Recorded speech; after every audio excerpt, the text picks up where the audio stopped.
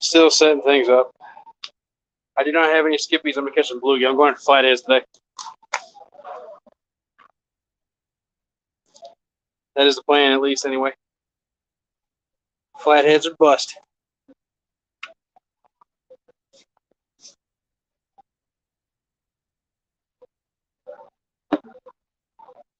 Still got a couple rigs to tie on, and obviously I got to catch some bluegill, and then we'll be good to go. Hopefully there's enough light. I know you can see the carp rods. You won't be able to see the flathead rods because I got them going down the bank and one out towards the pylons over here. The carp rods are going straight out where they're at. Still got to put the baits on those too, but those I'm not worried about as much right this second because they'll bite closer to daylight. But yeah, so you can finish tying these rigs for the flatheads, get some bluegills, and we'll get to fishing. Congrats on your awesome night the other night, by the way. It's absolutely insane how many fish you've got put on the bank, man. It was cool to watch, for sure.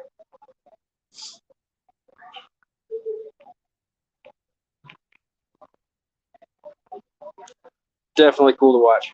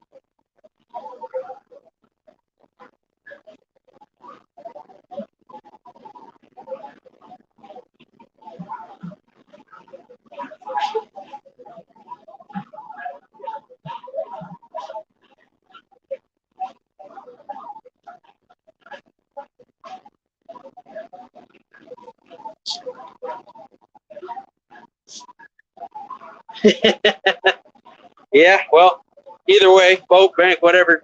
I didn't actually get to see it, so I guess I'm lying a little bit there. But I heard about it by lots of people. I assumed bank due to your normal strategy.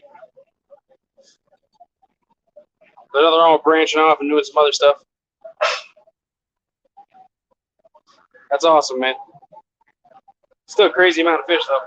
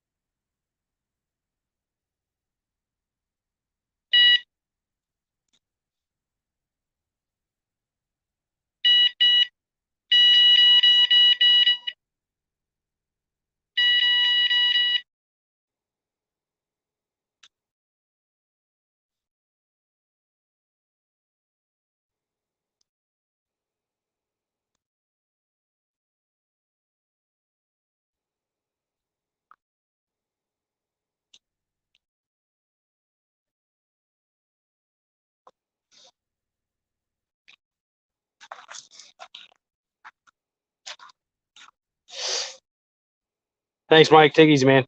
Sleep good, buddy.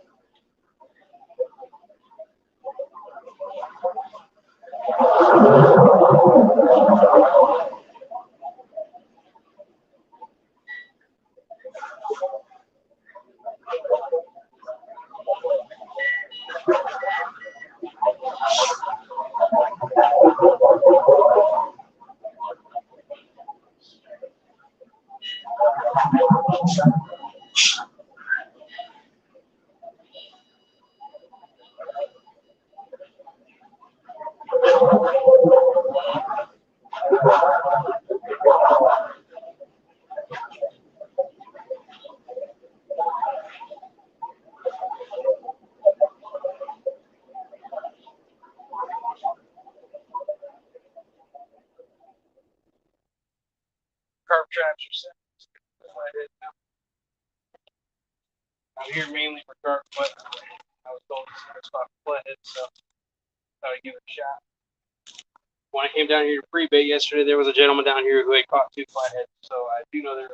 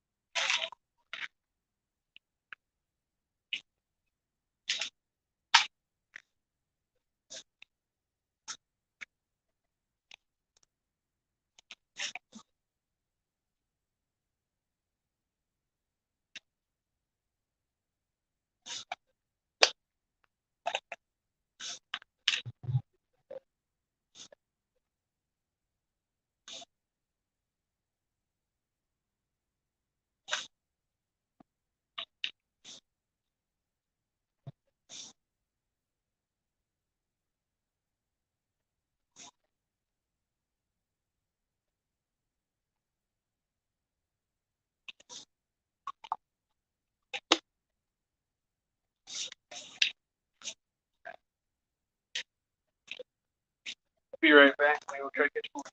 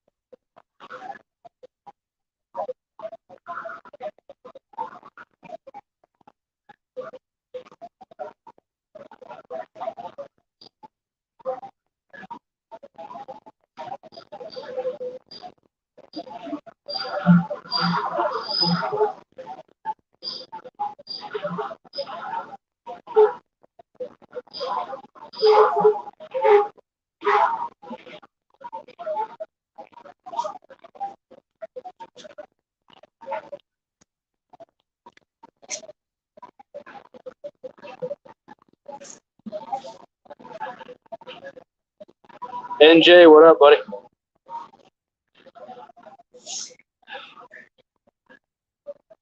Say what, man? This hay fever's killing me. Allergies, allergies, allergies. Everywhere.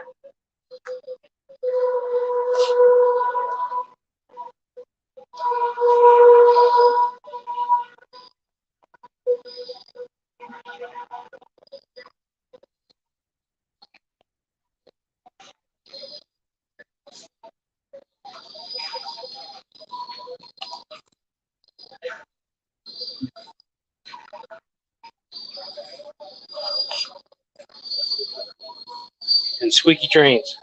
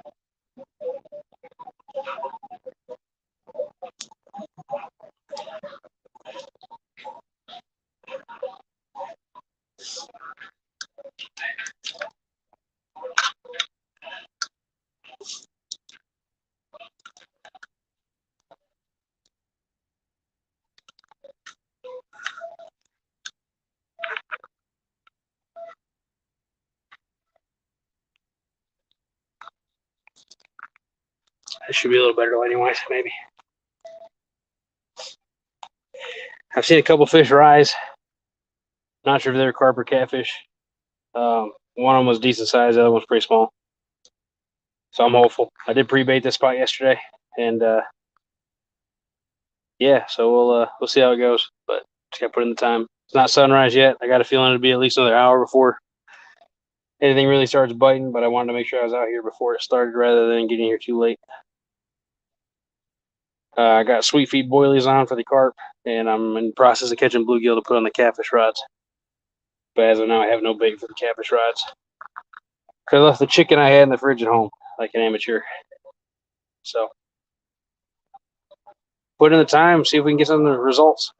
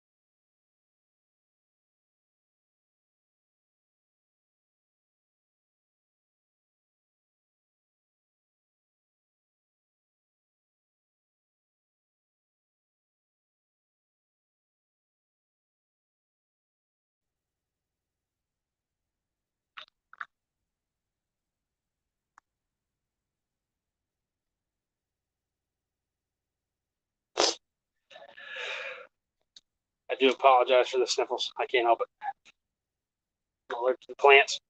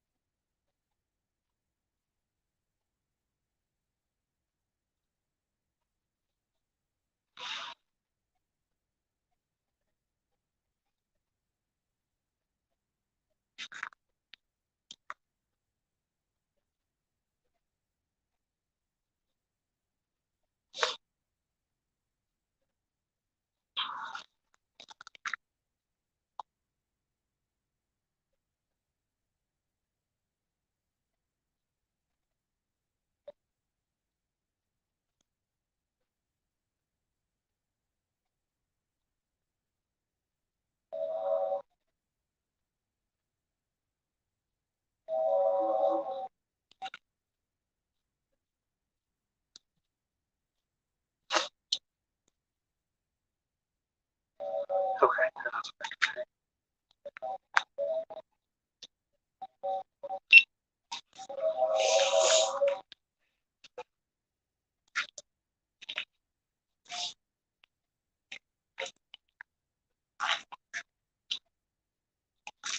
Hey, y'all, welcome back to another episode of Yak Show Outdoors. This morning we are on the Tennessee River. We are on Nickajack Lake, fishing for carp and for flathead catfish.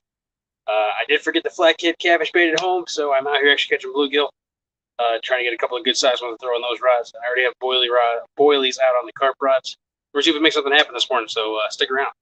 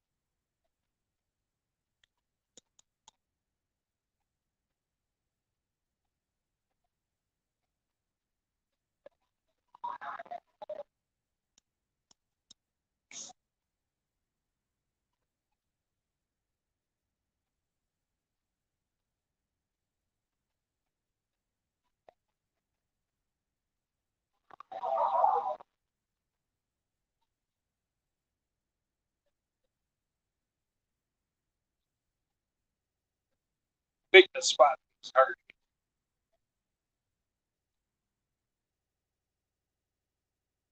Got to be a halfway decent rock climber.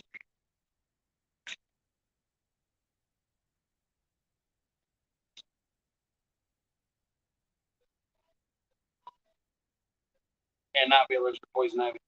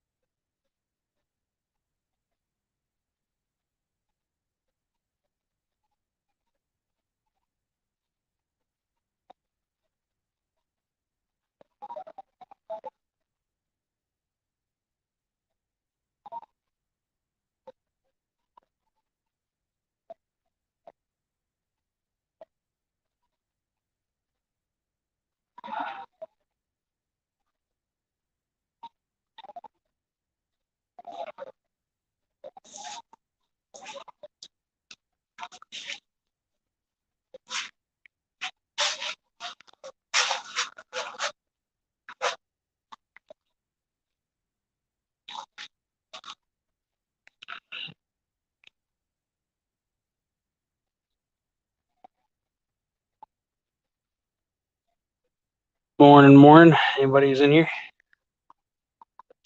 No bites yet. Like I was saying earlier, we're just trying to get out before the bite started happening. I'd rather be ahead of the game than behind it. Uh, Currently working on catching some bait for the flathead rods because I forgot the chicken at the house. But I do have the boilies out on the carp lines, and I'm hopeful. It's still early. Like I said, I don't really expect anything to happen on the carp rods till daylight, which is another 2 hours away, roughly. Obviously, flatheads can bite at any point, but don't bite a bear hook that I know of. So, still working on that. See what we can make happen.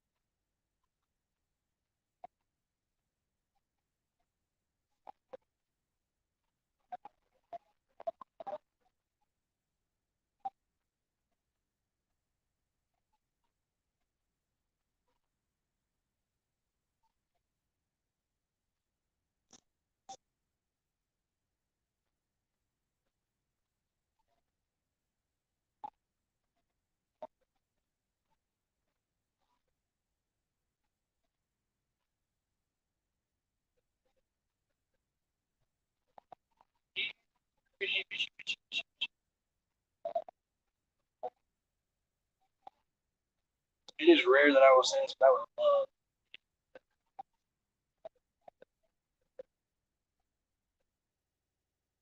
I'm not talking shell crack. I'm talking blue. That big. That's okay.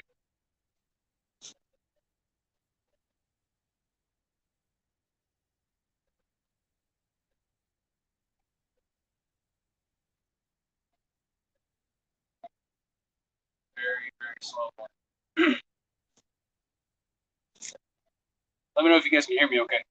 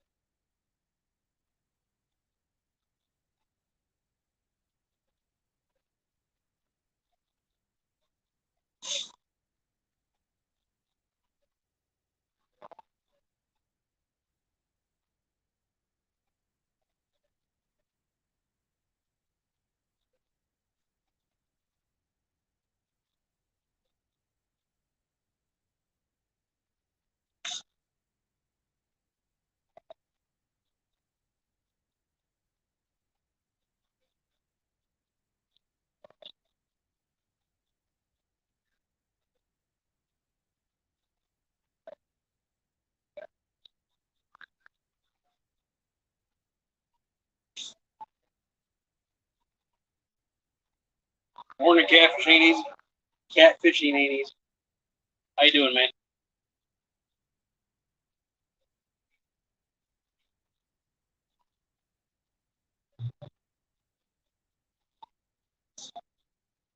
It is slow this morning.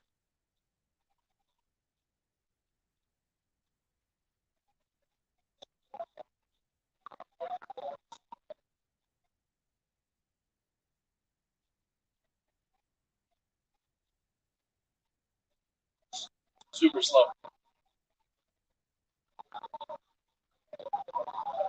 Can't even get the bluegill to bite.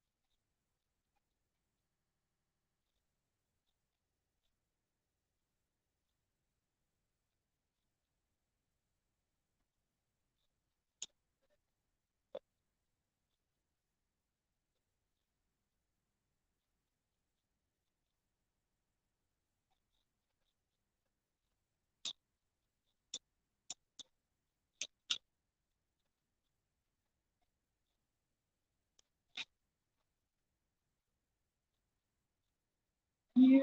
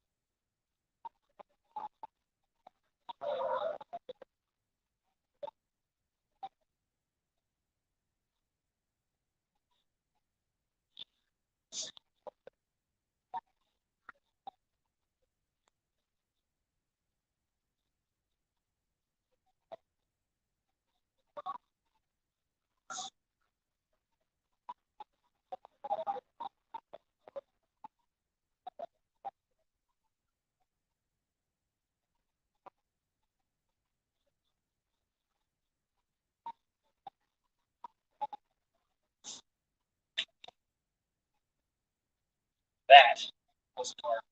That is on top of where I threw some bait. So maybe that means something. We'll see.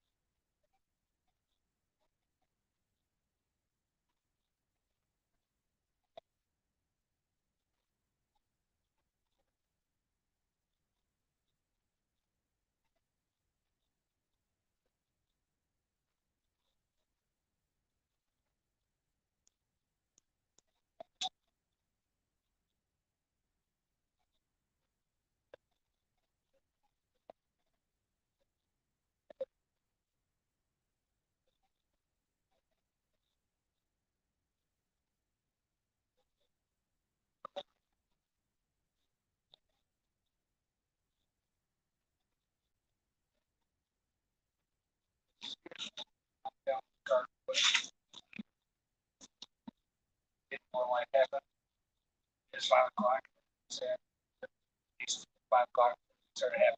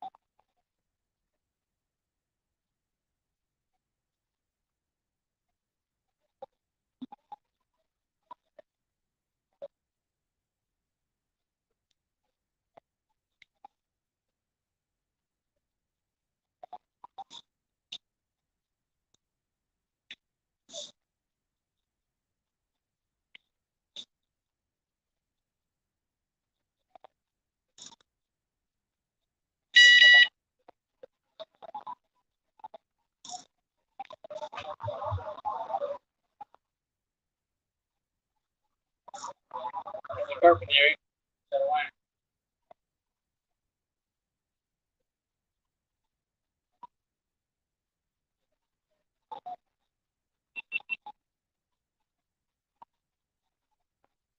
More than everybody.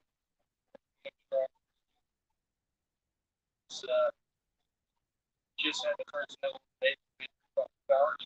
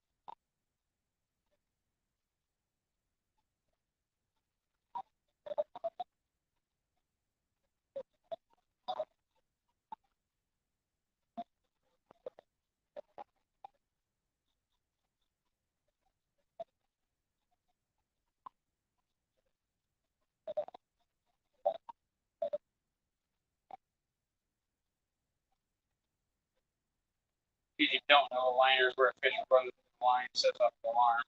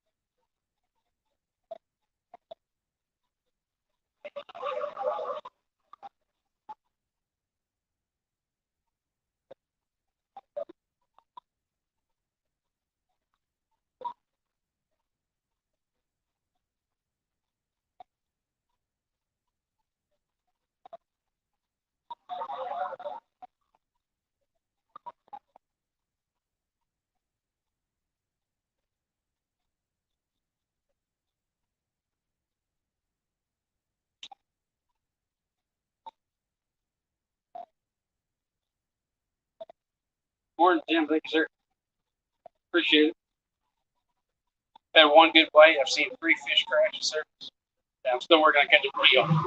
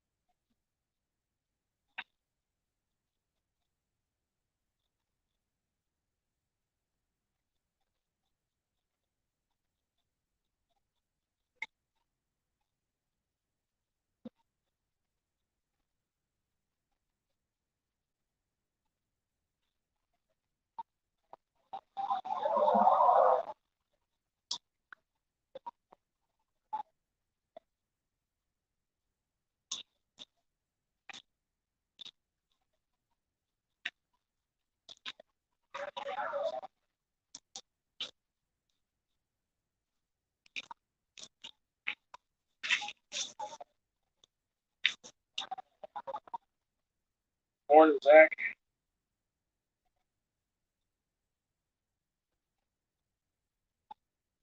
I have no catfish bait. Let's get in the house. I'm like desperately trying to get some bluegill. It's not working very good.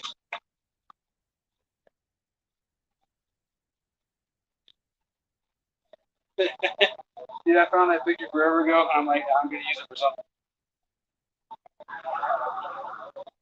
We all have that moment of feeling triumph, getting something. Any fish for a length of time. Especially for the right. Like there's one fish today, I'll be happy. Lots of nibbles. Just the last 30 minutes. Had nothing for the first hour and a half at all. No real signs of life. A couple of small fish, a school of white bass or something. Can't throw a point. Of course, it's too far out for me to cast it what I got for that stuff. But yeah, eventually, hopefully, I'll get the cat. Took me 30 minutes to carry all my gear. I'm not gonna, can't trust it. Leave it here while we chicken from the house. So.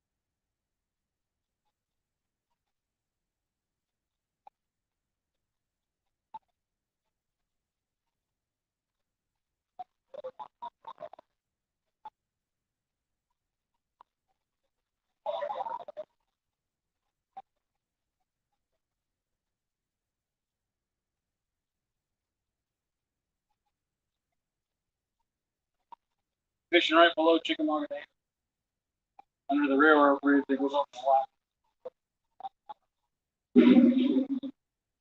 You normally see me about, I don't know, 100 yards up the creek, fishing on the sidewalk up there.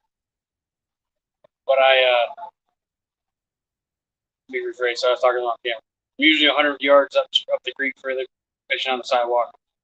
I pre-baited down here, chummed or whatever you want to call it, because this is the outermost edge of the creek before it was in the main river, and it's harder to get to.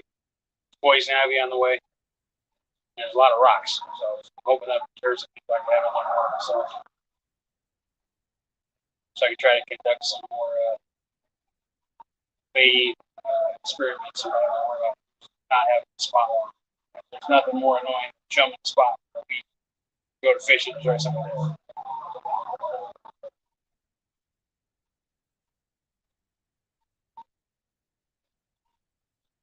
Second most annoying thing is forgetting your bait and trying to get something in a hurry and not succeed.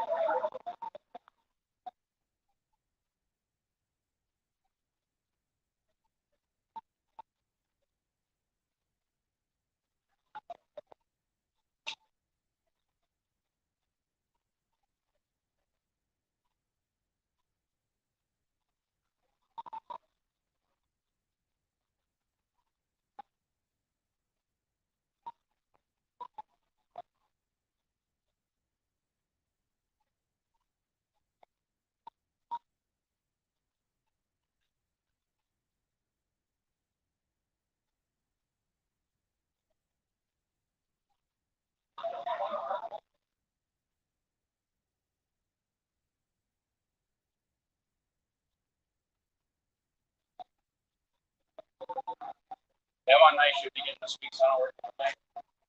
So it's my last chance to fish before I work all week. And then I'm back on day shift next week. I'll have less time to fish.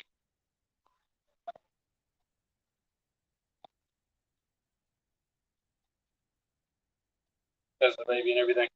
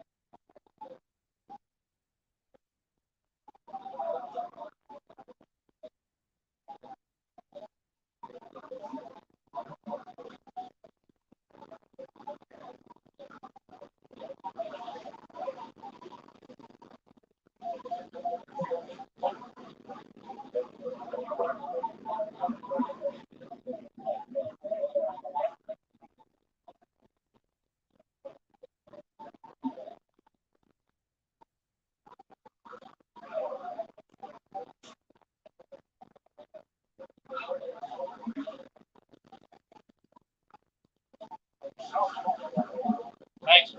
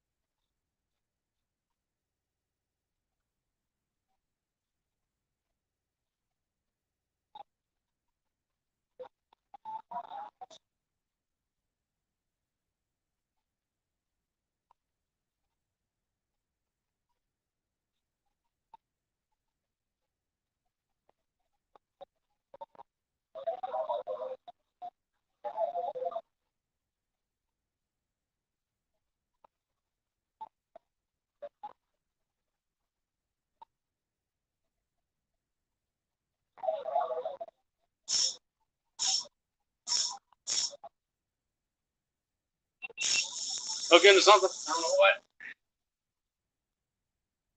So far, I can't slow it down. Either.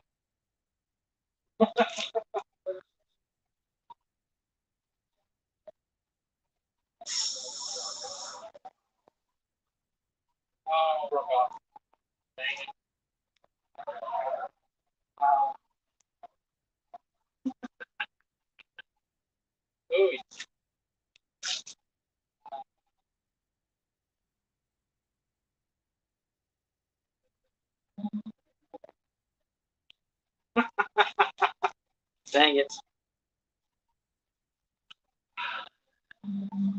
What do you do?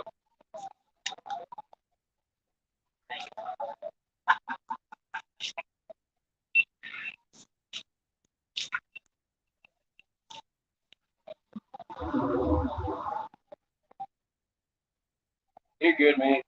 Just lost. I don't know if you can hear it or not. Just lost a fish. I have no idea what it was. I think it's right at 6 pound line. Something I wasn't able to slow down, so I tried to tighten it down.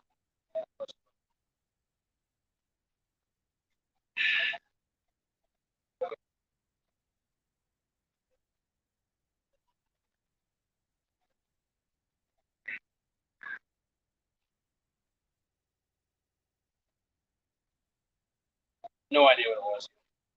That's the worst part. Not having any idea what it was. Catfish, gar, turtle.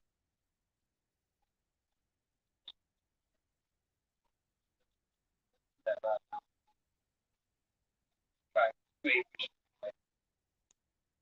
Yes, it's probably a drum. Yeah, it could have been striper. That's true. But they don't. I don't think they usually hit nightcrawler. But it was moving.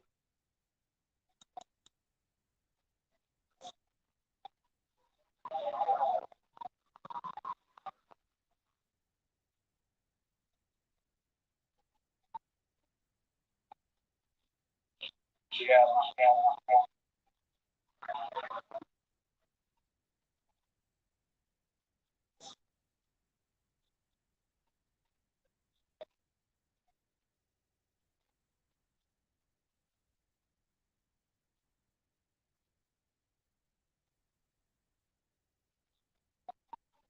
Stick it in carp brush for now.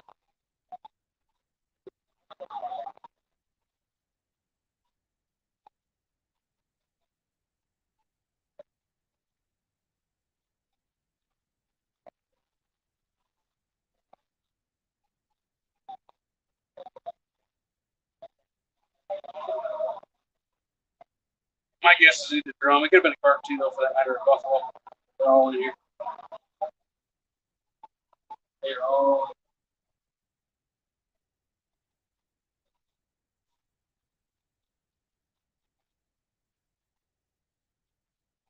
About 7 minutes. I'm gonna throw out some more cats.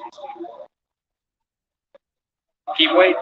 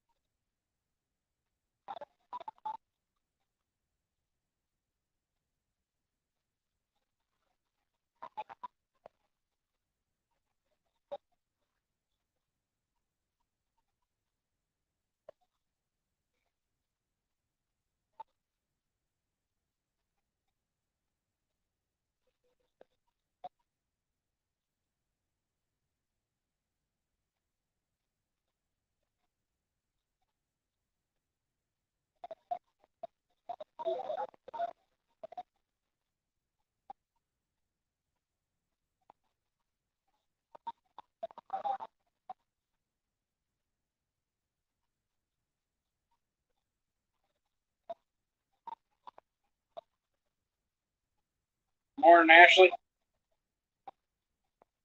How are you doing? Hope you're doing all right this Monday morning. You just missed it. I broke off on the bait rod. I have no idea what I hooked it.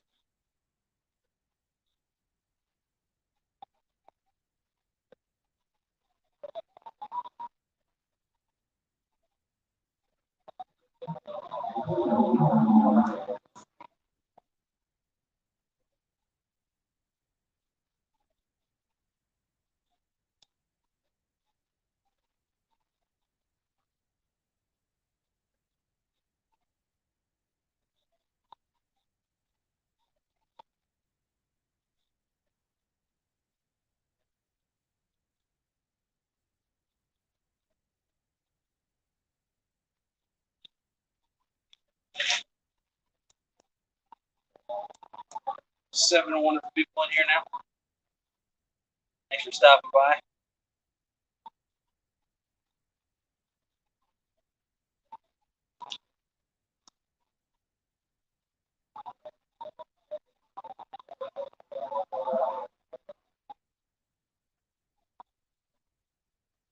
So on the two carp rods, I have homemade boilies made out of sweet pea, various kitchen spices, and egg. I was going to use bluegill on the catfish rods. I have been unsuccessful.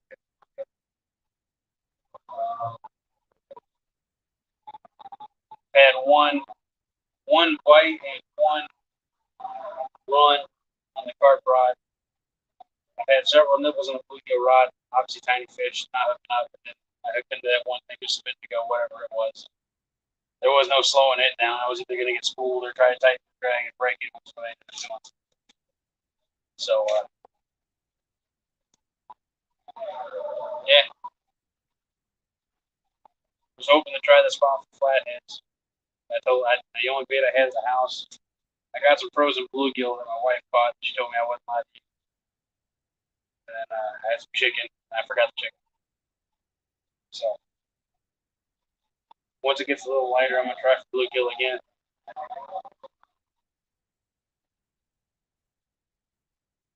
See if we can't catch some bait.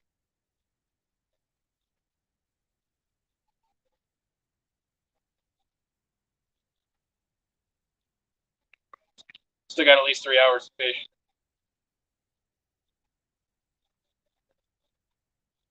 Maybe 4. That's probably about it. I do have to work tonight, so I can't stay out for.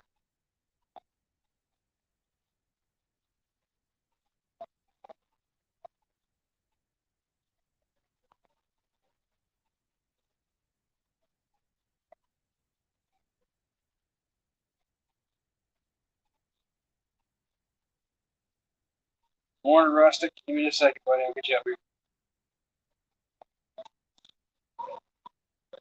Oh.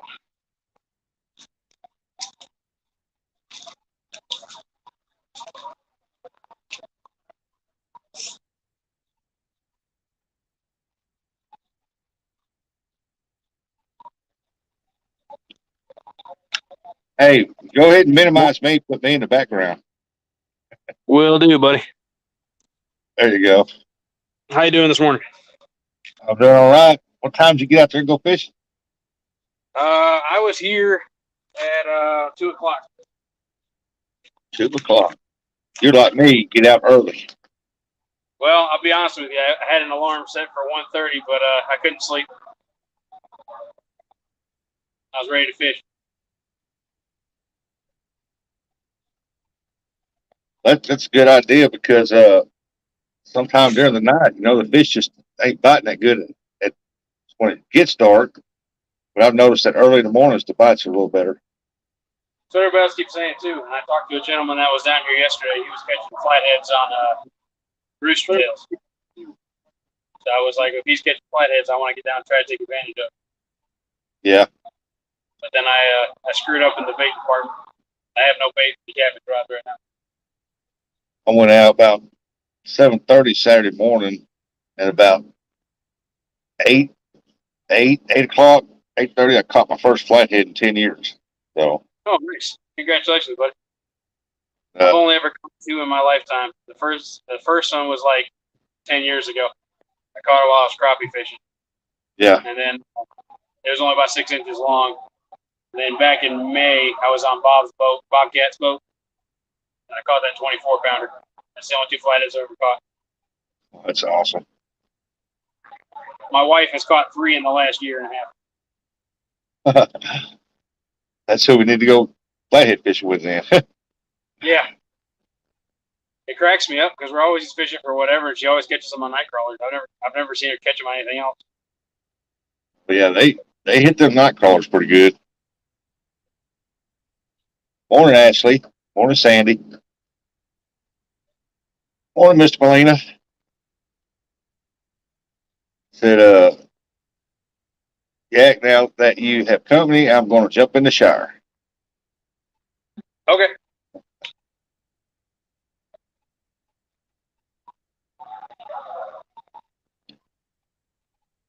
Be safe, Tim. Have a good day at work, man. Morning, Jeffrey.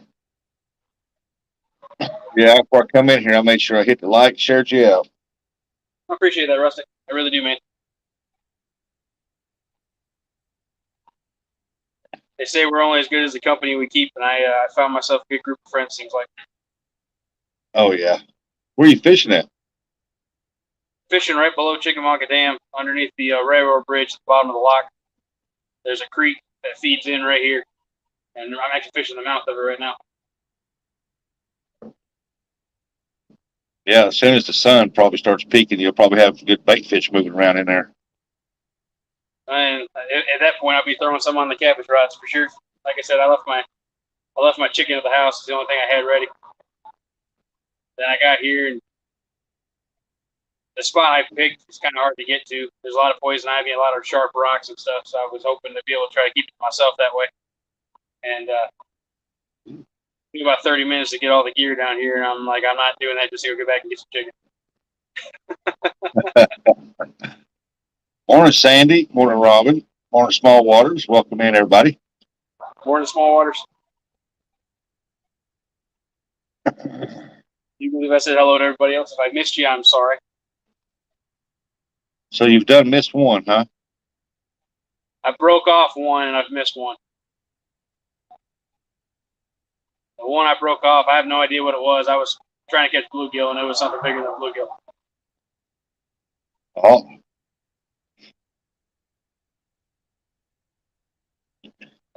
Tim got to watch me lose that one, and possibly yell some obscenities. Maybe I try to behave, but it's slow sometimes.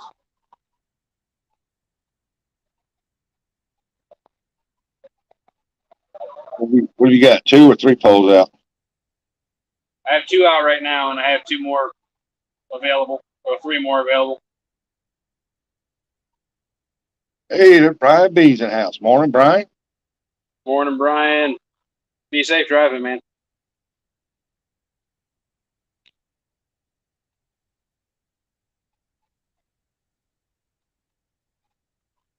Morning, Parker. How's the fishing? Fishing is very slow, but it's good to be outside. It was 90, 95 or 99 or something yesterday. It's 74 right now. So I'm in a good spot.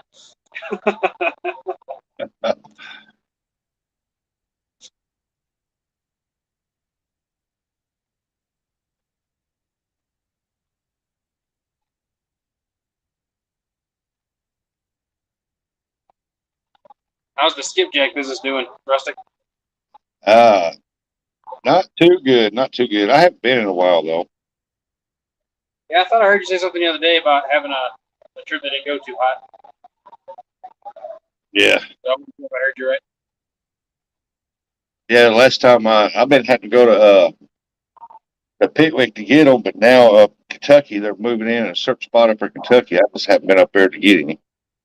Gotcha. Morning, Melissa. Thanks for stopping by, and I will do my best. Morning, Melissa. All right, Jeffy. You have a good day, Jeffrey. See you, Jeff. Yeah, there's a place over at Kentucky where a certain place where the bigger ones have moved into. But like I said, I haven't been up there to get me any of them. Oh, I got you. You know, speaking of the bigger ones versus the littler ones, which one's better off for the business that you're in? Or does it really matter? For the business, everybody wants the great old big ones. Okay. But for actual fishing like what we do, I like the smaller ones better, about 10 to 12 inch. I'm about to say that's my favorite too.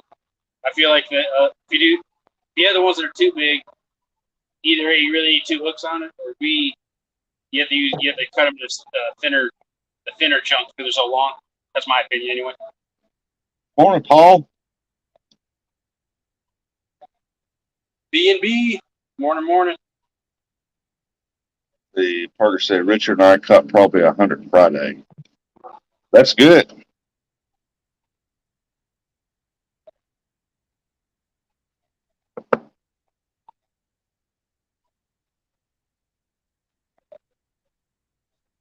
They said I haven't been skipjack fishing probably, I don't know. I think I've been only once since I've been back from vacation. Okay. Where'd you go to vacation again, if I may? South Carolina. NJ Fishing Maniac. Good morning. Hey, NJ, welcome back, man. I've had one run since you got here the first time. Then I've had one fish break off. I Thank you, Melissa. met Dominic up there one day. We went up there that afternoon, and Yeah. we lost our. He broke off the one jig he was catching them on that I told him to use, and then I give him mine, and then I throw it out there. He used his pole, and I throwed it out there, and I caught a double, two great old big ones. And as I was pulling them up that 14-foot pier down there, that snapped the sabiki line, and they both got caught.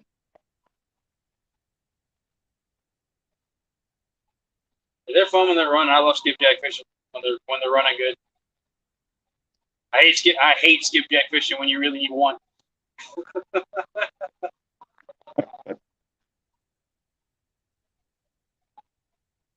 Says NJ wants up if you don't mind. Yeah, man.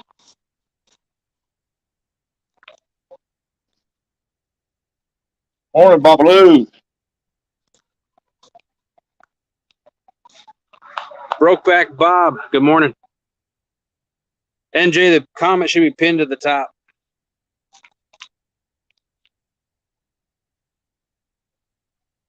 Yeah, there's a place right now up there in Kentucky that down there by that pier that you can go down there and start catching them. Man, you can catch them dudes up to 18 inches long.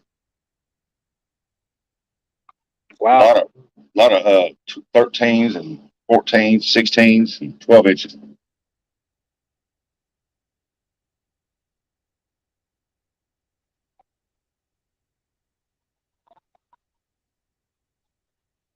There it is again for you, NJ. There you are.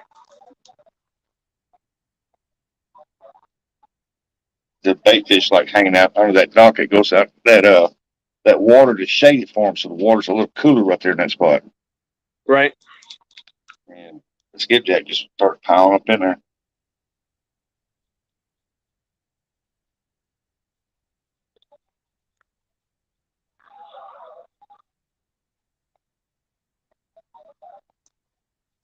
Carter said the hybrid stripers were hitting Friday. Yeah, I heard that they were starting to hit again. It's starting to cool off, so I wouldn't sprout. Well, I say cool off. We had a hot streak this week, but overall, last few weeks have been cooling off. I would suspect to start hitting here pretty good soon. Yeah, NJ said he was in the basement. Yeah, I'm having difficulties. Give me a minute.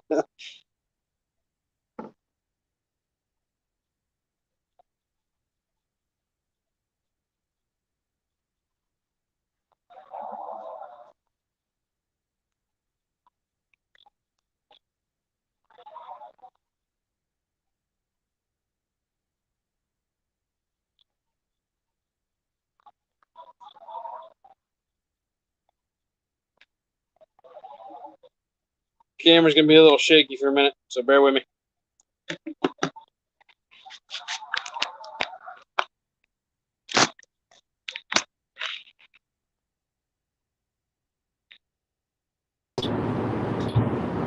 Hey! Oh, There we are. What's up, guys? Not a lot, man. Slow? Very. It's already daylight in Jersey.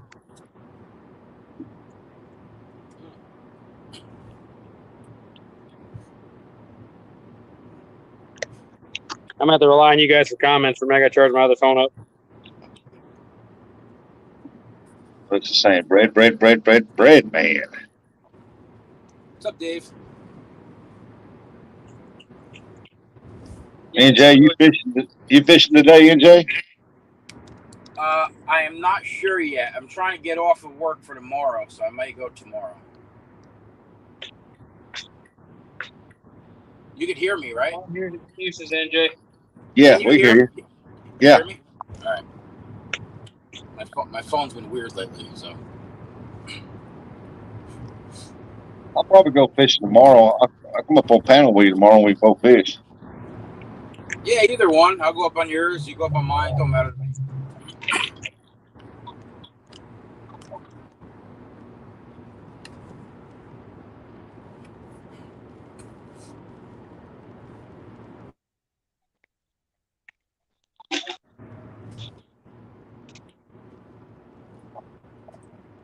What's he got there? Dog food.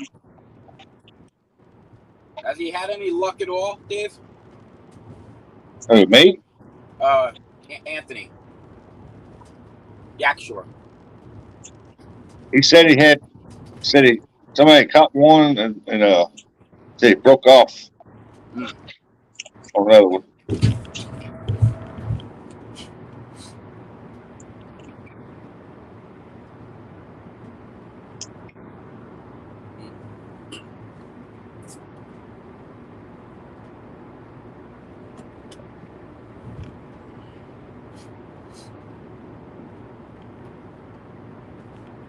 I bet when the sun starts to come up, he'll do a bit better.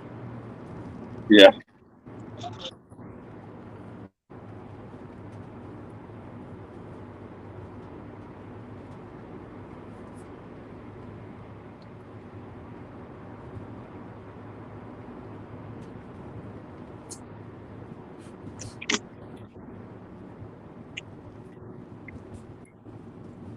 Yeah, today I'm gonna get some honeydew stuff done, and then I'll probably go fishing in the morning.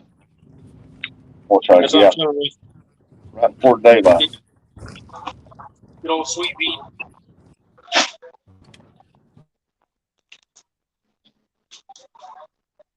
I'm gonna reel these other two in quick, so you hear some beeping, just ignore it. It's not a fish.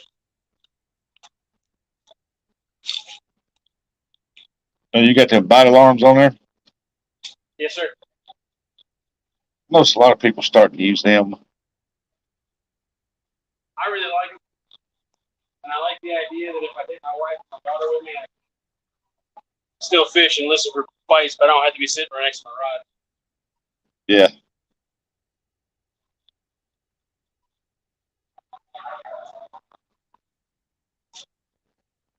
It's surprising how little those things are. Thank you, Melissa. And them things get so loud. Brokeback Bob said, went to the lake yesterday that I fished for a carp, and the lake turned over. Now there's thousands of carp and catfish and bass floating and stinking. Ooh, mercy. Rusty, why haven't you edited your link URL yet? You can make it a smaller link. Alex, because I don't know how.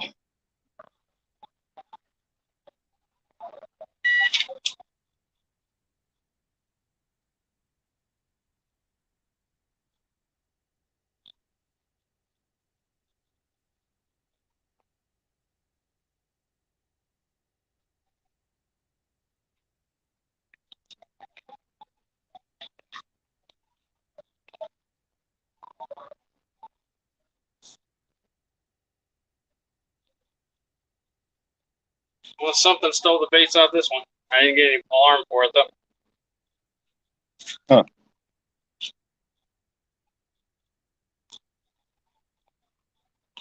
Or I just made those baits, so they may have just dissolved. It's possible too. What are you going after? Catfish or carp? Both. I'm not picky. Like I said, right now I just don't really have any catfish bait with me.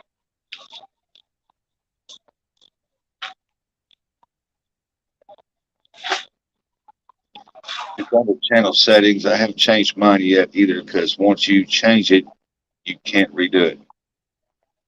Yeah.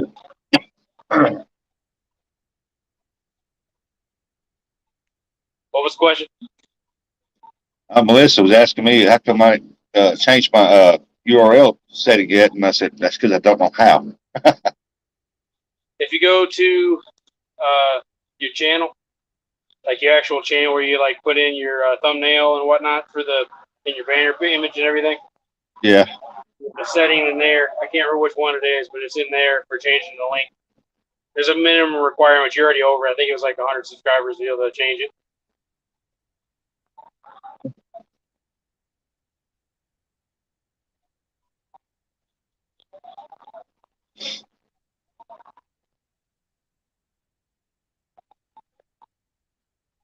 Yeah, I get it, Melissa.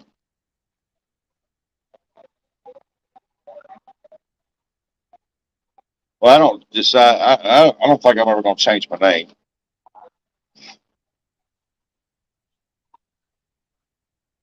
To my knowledge, there's not a limit on how many times you can change it, so it's not a concern.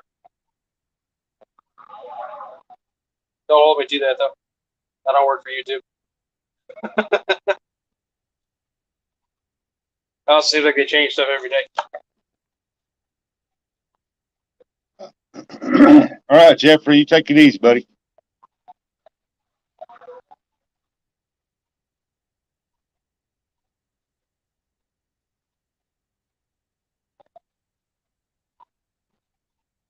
Yeah, I've seen those like that. I've seen Parkers like that.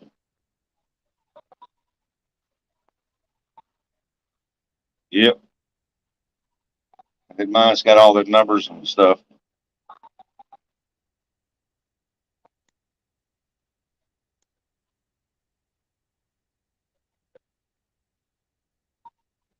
Noon, I should be off work.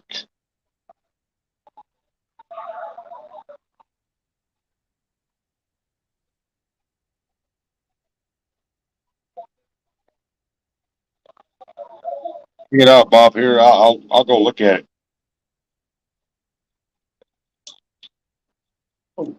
Yeah, right now I'm just letting my leg heal up a little bit.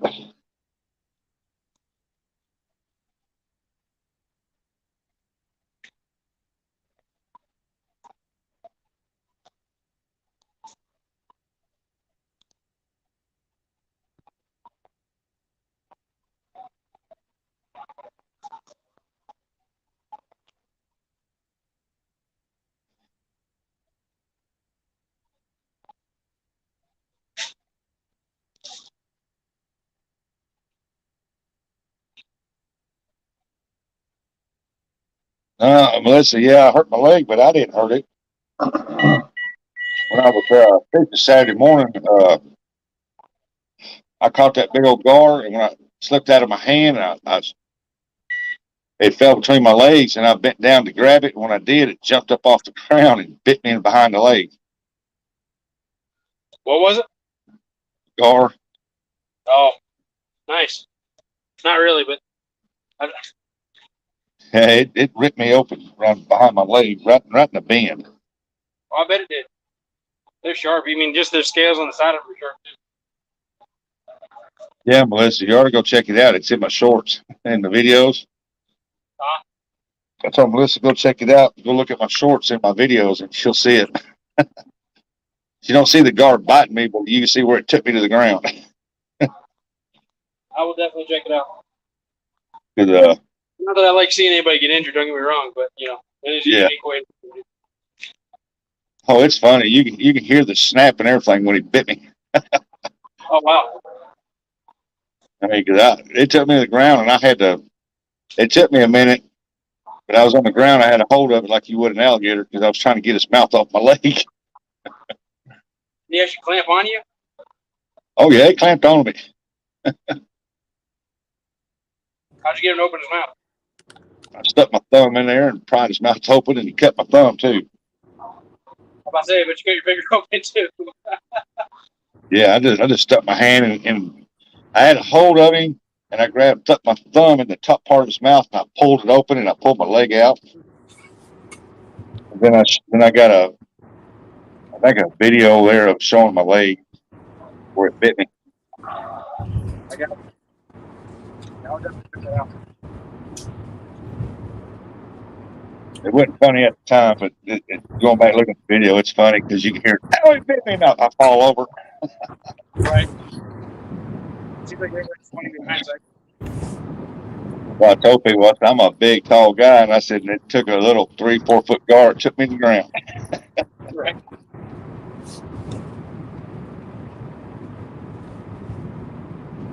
But my mom used to tell me, said that one of these days, one of these big old boys gonna whoop you. And I thought, it ain't the big old boys I'm worried about; it's the small ones.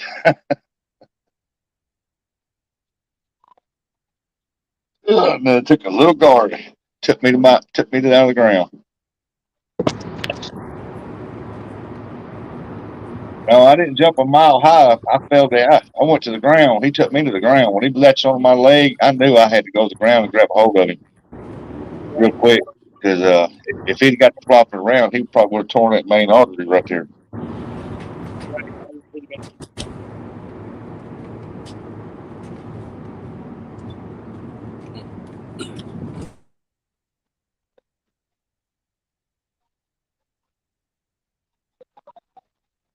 I would have to say I've caught some huge gar and some small gars, and that's probably the meanest gar I've ever caught. With your leg? Do what? With your leg.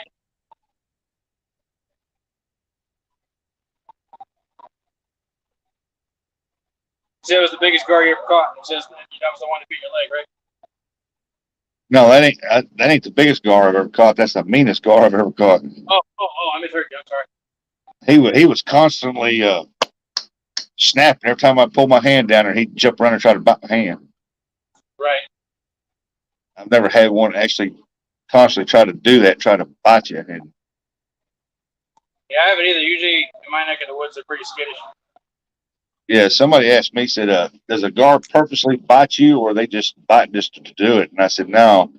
I said, you reach your hand down there behind them and come up, and if they see one part of your hand, their eyes are cut to the back of their head. They can see your hand. Then they try to turn around and get you. Now they gonna bite you.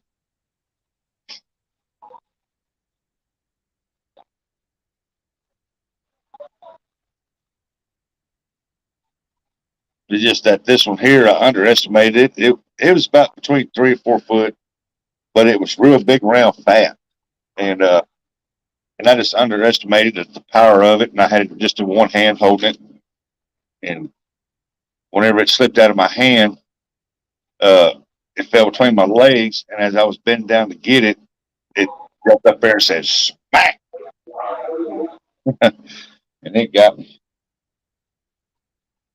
Yeah, that had been an interesting feeling. I got one spot there. It ripped me open pretty good, but I got one puncture hole there. I got several puncture holes, but I got one there, and I've been messing with it because I think it's got a tooth in it.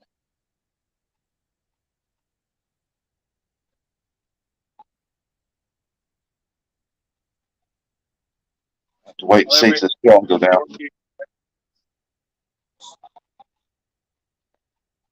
Road noise probably start getting worse. Stay heads up. John Griff Motley, welcome in. Griffith. Welcome in, everybody. I got my other phone on the charger, so I can't see the chat right now. So if you're saying hello back, I do apologize. I promise. I'll read it off for you. AJ must be out. NJ must be out dropping off some bread. Yeah, I'm pretty sure he's working to try to. He's trying to get tomorrow on it.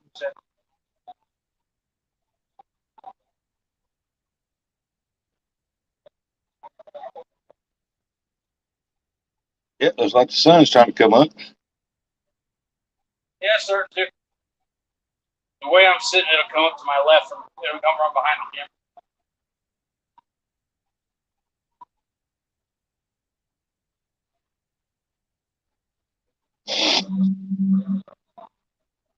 Well, you got one of them ring lights? Say it again? You got one of them ring lights? I do not.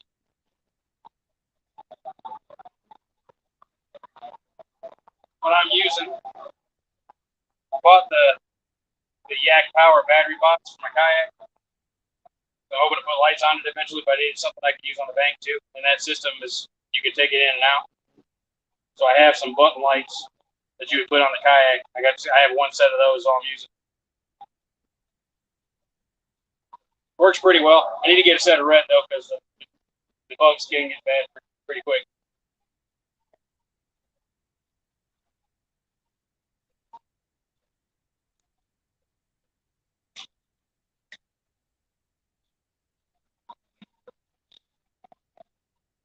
All right, while you're adjusting that, I'm going to go get me a cup of coffee.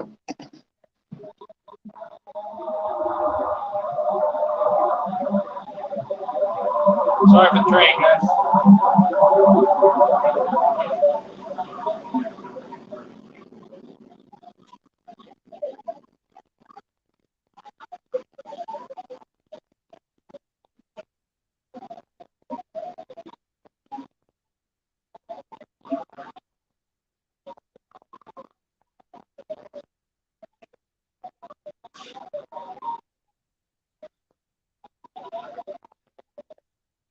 Still trying to snatch some bluegill because I got some catfish bait. They haven't eluded me all morning.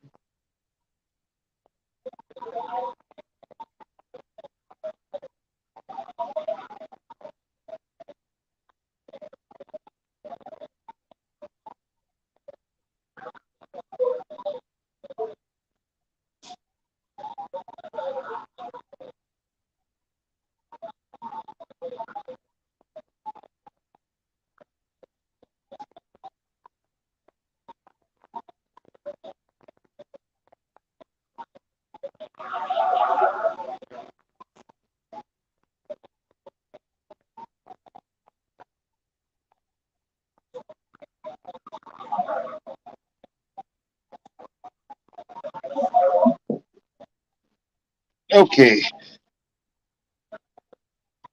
Welcome back. Catch any yet? Not yet. What are you using for bait? I'm sorry, say it again. So what kind of bait are you using?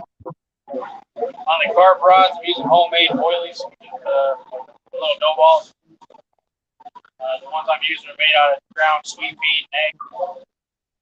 And then, other than that, I'm using night crawlers so I get some bluegill.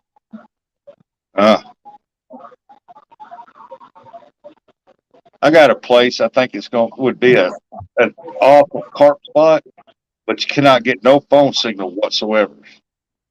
So I was thinking about going down there and just see if I can get some on video and just to see if there's carp in there like I thought I seen jumping. because I know there's no ace carp in there, and it's got to be regular carp. Right. And if that's what's jumping right there, I'm just going to take some bread and dough balls down there to see if I can catch some back like I did in the old days. I got a can of corn with me too, but prebaited with the boilies and the sweet feed. Yeah. I don't know how well it would do. I'm probably gonna make one of the rods corn here after too long. Yeah. Just because it always seems to work, but then you have to fight for the goes more.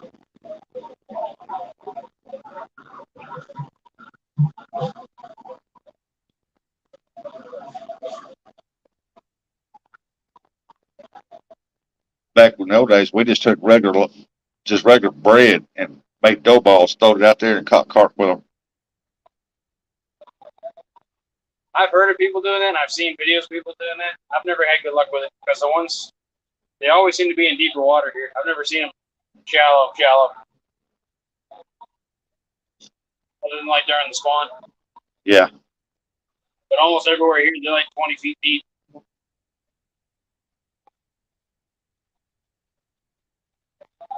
I remember back in the days where we used to use Wheaties, little canned corn, take a little bit of the corn juice, pour it in there, and take the corn and just run it around, make dough balls out of it. There's another guy, I think his name is, his channel's Fishing with Billy. His favorite bait. Oh, hey, getting a tap on one of them. See if something happens.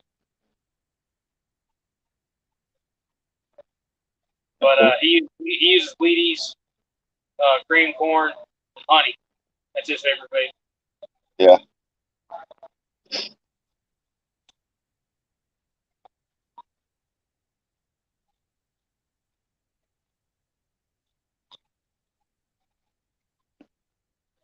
So I might run down there one day this week, try it out.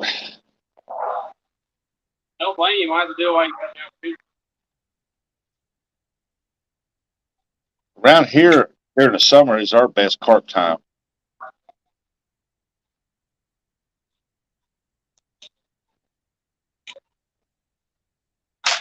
I'm sorry, say it again.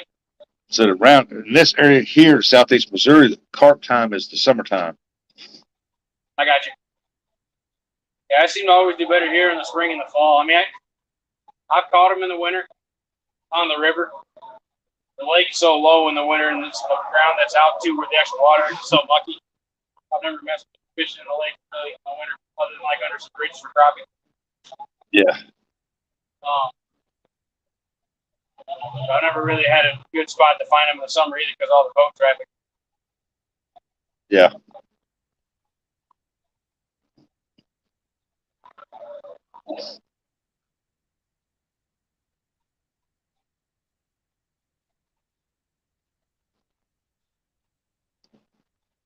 Usually around September, the bite gets really good, and it's good until basically November. Like almost to the day. Yeah. I'm gonna tell you that carp fishing is almost expensive as that catfishing, and if not more. Oh, it can be for sure. If you're in all the specialist gear, or all you however you want to phrase it as. Yeah, because catfishing you can easily catch your own bait or buy it, like chicken liver or something like that. But with carp, man, you got all the ingredients that a lot of people buy and put together, and you got to buy all kinds of certain stuff. And I've always caught them on my cat poles, so. I say I'm cheap. Up until this year, I always use my cheap catfish rods for them. Yeah. Hey, Aaron. Aaron said, sure is a lot of gar and carp catching this year. Sees people aren't producing. Seems people are not producing like last year on big cats. Yeah, I noticed that too. There's been a couple people getting some pretty good sizes, but I'm not. Bob caught that 74-pounder last year. They catch them on the Mississippi River, but a lot of places the river's so low that the river's off their feeding ground, so they've relocated. I've talked to Right. several boaters Saturday, and a couple of them I knew there was farmers out there that was fishing to come in. I talked to them, and they said they didn't catch nothing, but the they didn't even see nothing, no marking them or nothing.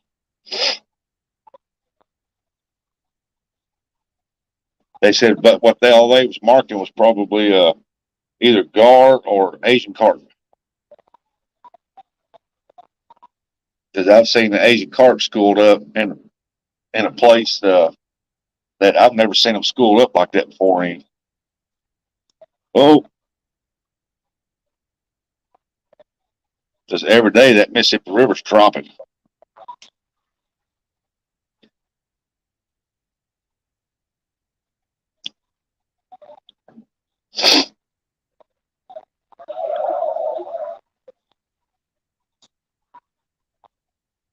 You didn't know that, air run? I always thought the Mississippi was the longest river too until about 4 or 5 months ago. Somebody said no, the Missouri is. Got it by 1 mile or something like that. There's only 1 mile difference in it.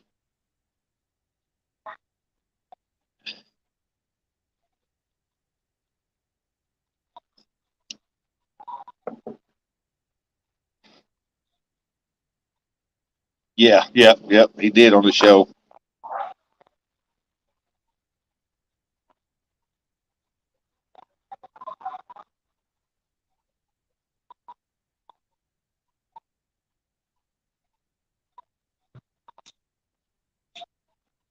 Oh, the way that sun's coming up, it looks like got a purple tint on that water. Yeah. That is so weird. That's why I love watching you guys fish from all different places, because the sun comes up a different way everywhere.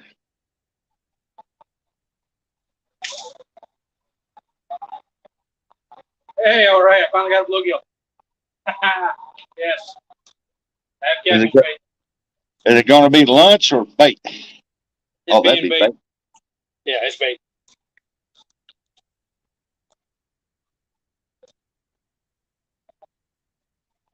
I found out I've been trying to catch bluegills right around the bank, shallow water, but I'm finding out that I'm having to throw out like 6 foot deep down just to catch a bluegill. Right.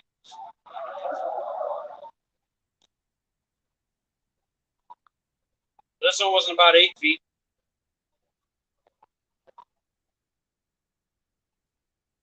All right, Air Run, take it easy. I hope you catch a lot of crappie.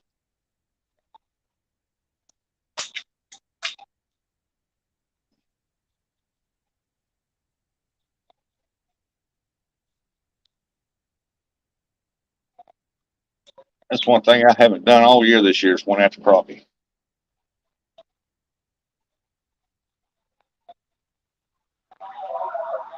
Oh, what's he got there?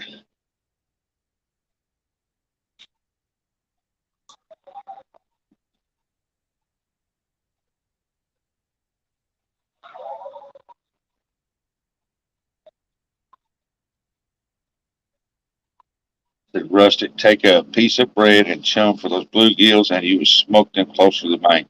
Well, I don't need to smoke them. I just need to catch 1 or 2 for uh, to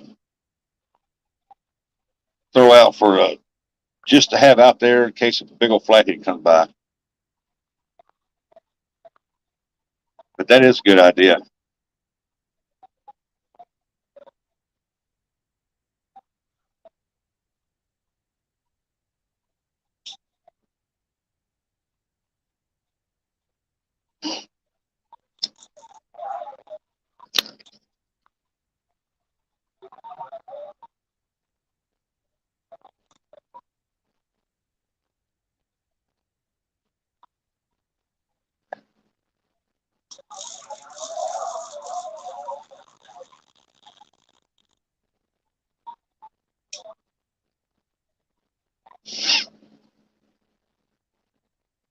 Oh, got his catfish pole out.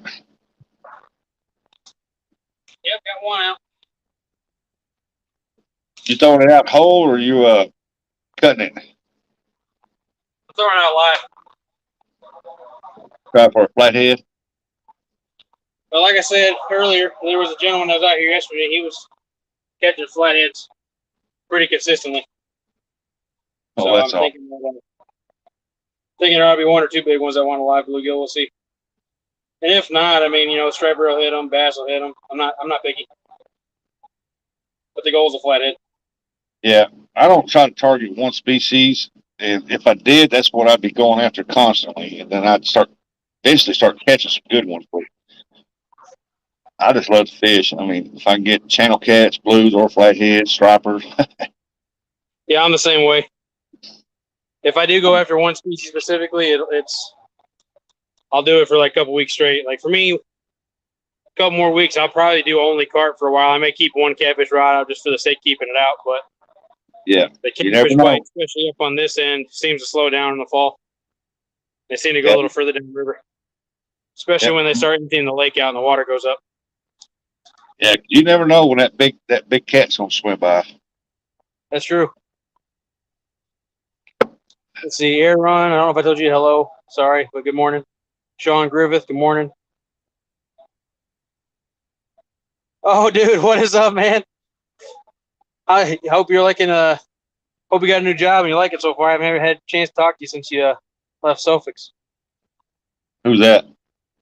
One of my old coworkers. He switched jobs and I lost touch with him. But he's watching this morning. Pretty cool. Well, that's cool. He still follows you.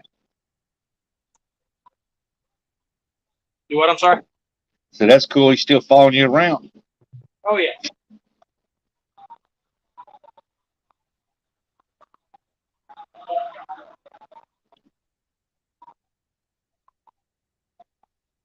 By looking at them pylon tie-offs up down there, it looks like you got some barges that go up and down that river too. Oh yeah. They're really bad in the evening. They're really bad on the weekend.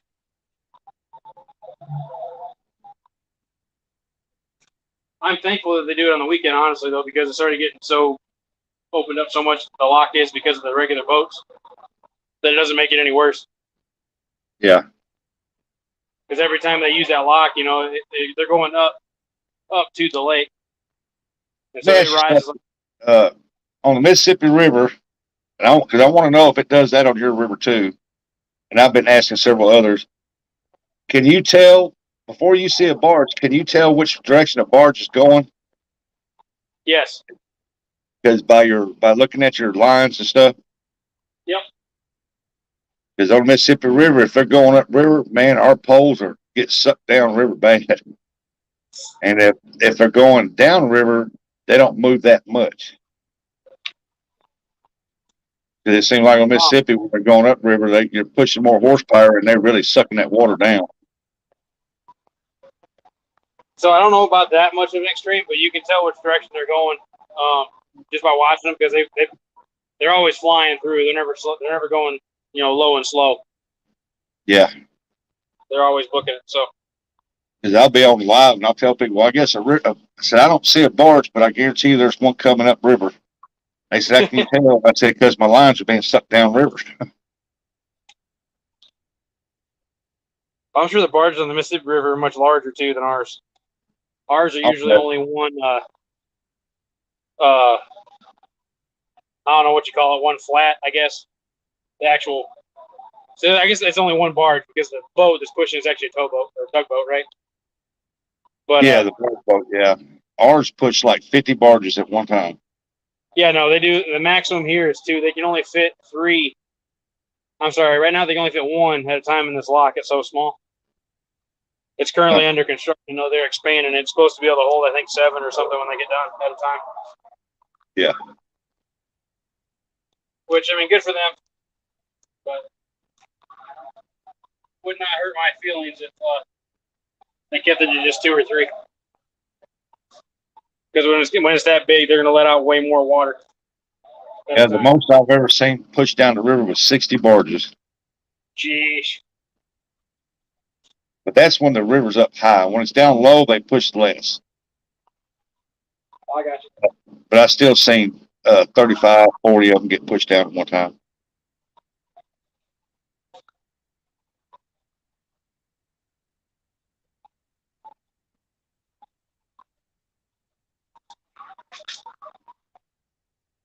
It's like when they coming up to a curve, one barge is going downriver, he'll stop in the curve if he's going downriver to the side off the shore, and then once coming upriver, he'll wait on him until that one upriver goes by, and then after a little while, you'll start seeing dead carp start floating by because the carp's jumping behind that boat getting chewed up.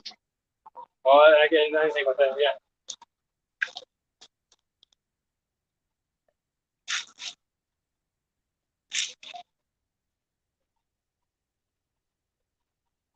Well, I am down to possibly my last bluegill hook. So. Yeah. Well, man,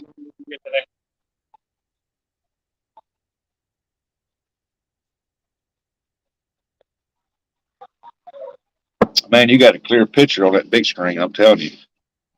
Say it again. Oh yeah. No. Say what you said again.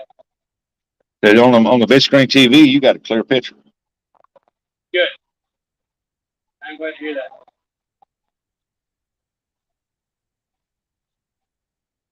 You got a good signal there. Yeah, I'll be honest with you, I got a full 5 bars here. Which surprised me because of all the trees. The problem with me on the Mississippi River is that I either get signal or I don't. Right. Yeah, I went on Friday night bites. I went out to fish this one spot I've been wanting to fish, and I couldn't get signal to save my life. So I went home, and I barely got to come up then. And when it came up, then I hung out with them on Friday night bites, and then went out the next morning and tried to redeem myself for not fishing Friday night, and I got perfect signal. I couldn't believe it. Wow. The same spot. So I decided, you know what? I'm gonna go live. I do know there's a lot of stuff that affects it. Satellites, reflected signals affect it. The amount of clouds can affect it. Well, there's a lot of places on Mississippi River with it being that low, you're down below ground level, and it's hard to get signal. Right, that too. But then also, they openly admit they throttle it back, so if you have the bars, it's not give you good service anyway. Yeah. Laughing Cats Fish. Good morning, Thomas. Morning, Thomas.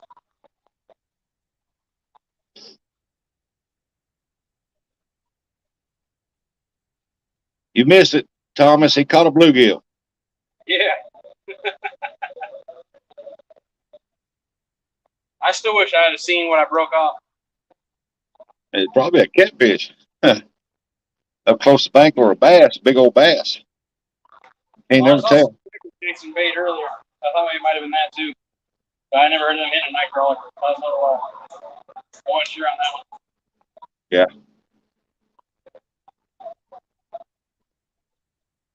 Of course, I operate under the belief that if anything's hungry enough, it'll eat whatever it sees. At least I do.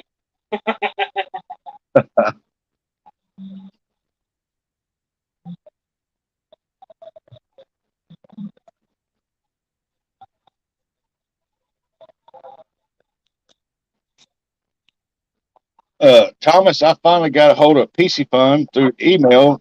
They finally answered me back.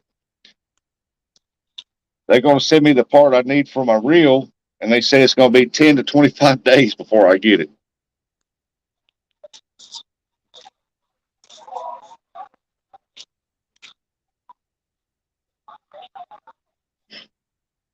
Laughing Cats, my suggestion is you get it early because I didn't do it. I waited till the day, on the trip, and it bit me in the butt all day.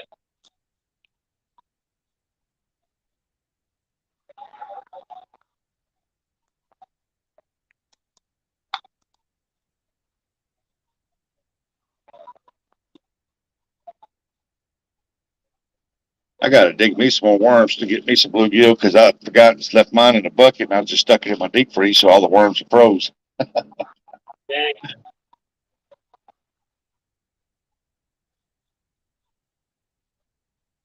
Yeah, they wanted me to send them a picture, the order number, all kinds of stuff. And I just told him I can send you a picture. Here's the picture. I sent that to him. And I said, but as far as the order number, I said, a subscriber sent me that reel.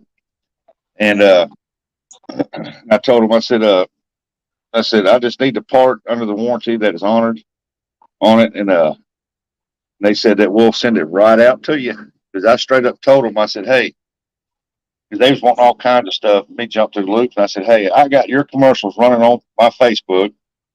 I sent a lot of people to you. I said, I got a YouTube channel. I've sent people to you and recommend you and stuff like that. And then you want me to jump through hoops for a part that's under warranty?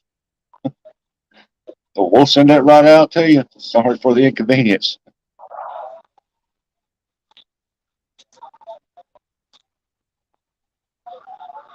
Sounds like a bunch of baloney to me. Yep. I'm gonna go ahead and unplug these lights, save my battery box some. So I don't think we need them now. Yeah, it looks pretty good. Oh yeah, I can see them rods.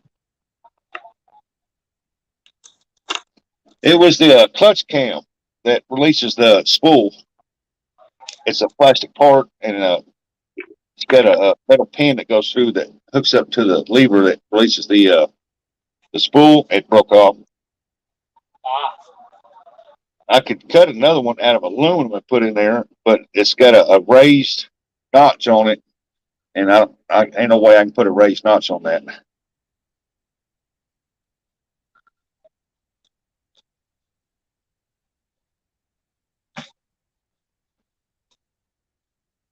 But I got it, the gear mechanism, I got it all tore apart and got it all cleaned. And that way, when I put it back in, I'll put some Vaseline on that gear and it'd be all right.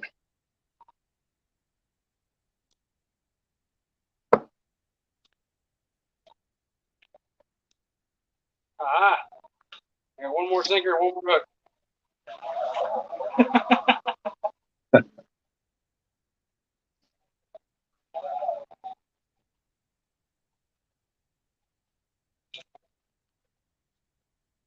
Yeah, I could buy the real grease put on it, but that stuff ain't cheap. So I got some Vaseline here, and I used to use Vaseline on my reels all the time. It does the same purpose. Uh-oh, we lost him. Oh, welcome back. Welcome back. There's NJ.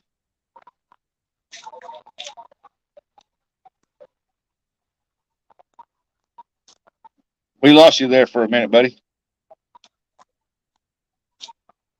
I see NJ. I see NJ. Oh, he did shave. Look at that, folks. Oh, He got a little Amish beard going on there. Can't hear yeah. you, NJ. You're muted. Yeah, I got rid of my Amish beard. He figured out the carb didn't like it, so he's just trying to clean it up a little bit. He got rid of his professional catfish beard.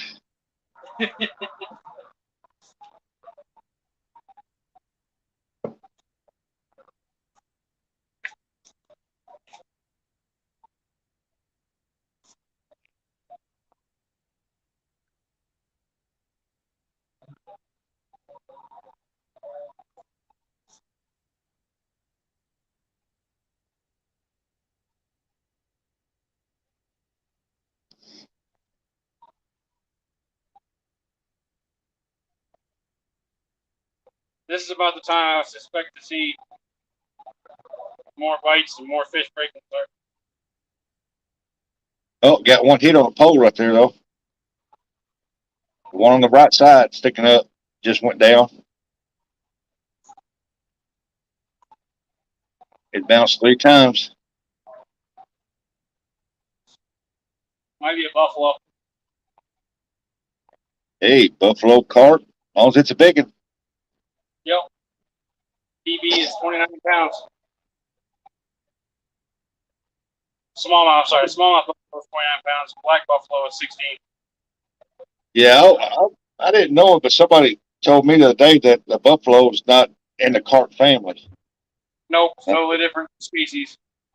I said, man, well, their bodies are built the same, just the mouths are different. Yep. They're still fun to catch though, but they don't seem to Generally speaking, anyway, they don't seem to suck the bait as hard as the carp does. Yeah, I was out crop fishing one time, and I come up on a school of them that had their mouths up in the air, right below the water surface, and you can tell by that distinct round, that white ring around their lips. Yep. And I seen this great old big mouth there, and I thought, you know what? I'm gonna drop this crappie jig right in his mouth. And I did. When I did it, I hooked that thing, and I had 12-pound test line on there, and it took off. When it did, it pulled drag and snapped the 12-pound test line. I was like, good night. That had to be a 40-pound buffalo, easy. Yeah, they definitely fight hard. But they don't they don't usually hook themselves as easy, it seems like. Or like, so that rod tapped like 3 times, right? If it does it again in 5 minutes, and then maybe again 5 more minutes, I'll reel it in because it's probably stuck on it. They don't seem to pull off like a regular carp does. In my experience.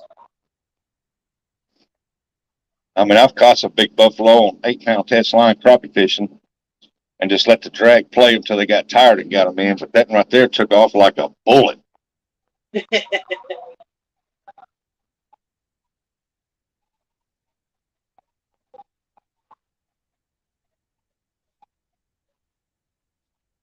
I think the biggest buffalo I ever caught was out of Lake Wapapello up here, and I was crappie fishing, and I had a 12-pound test line, no, 10-pound test line, and I was fishing with a yellow jig for crappie.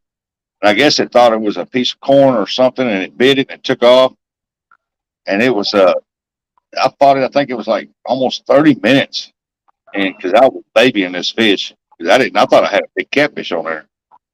Right. And when I got it in, it was to my amazement, and this guy was fishing down from me on the bank. She come running down there. I thought she was going to run me over, and she goes, "I've never seen a fish that big." And I said, "Here, take my phone, take a picture of it." And she took a picture of it, and then her husband come down there with scales, and it weighed 50 pounds on the dot. That would be fun.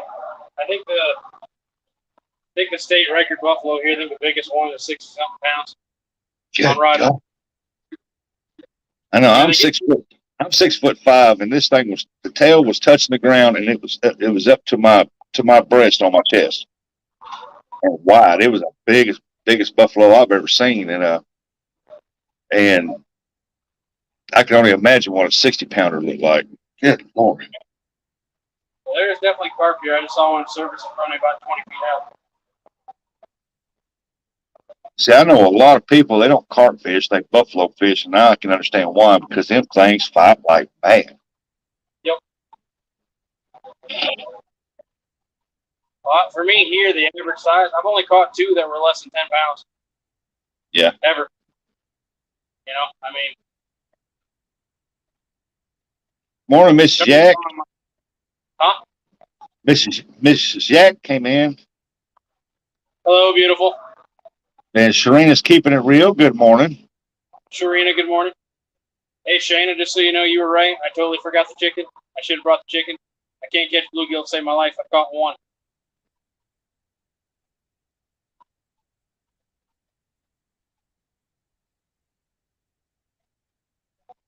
Boy, you're 2 poles you got setting out for them carp right now, up to the first big round eye, and the holder. It looks like it's got a white light glow around them. That's cool.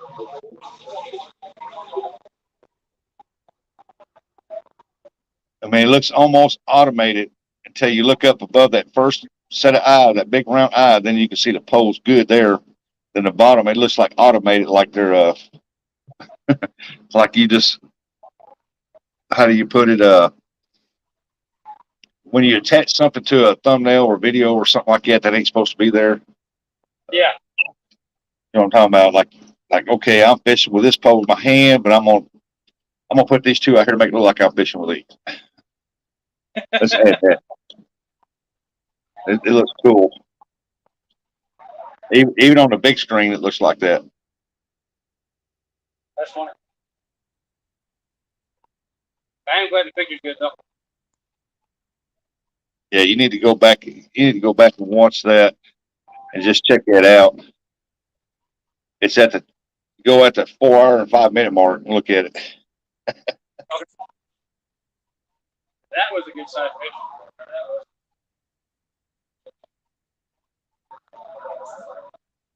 Well, you got one hit on that tall pole on the right. What about the one on the right? Yeah, it hit it 3 times a while ago. Yeah, the line looks a little slack. I'll give it a couple minutes. I'll check. It hit it good 3 times. Bam, bam, bam, then quit.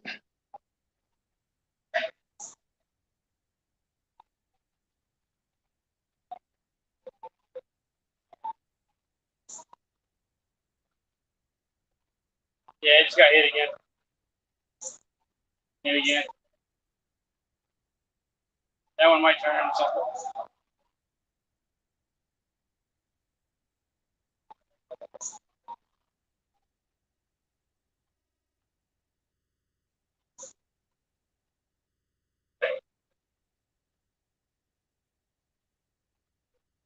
It's getting hit. It got light hits, but a while ago it hit hard. I thought, man, why didn't that hook up?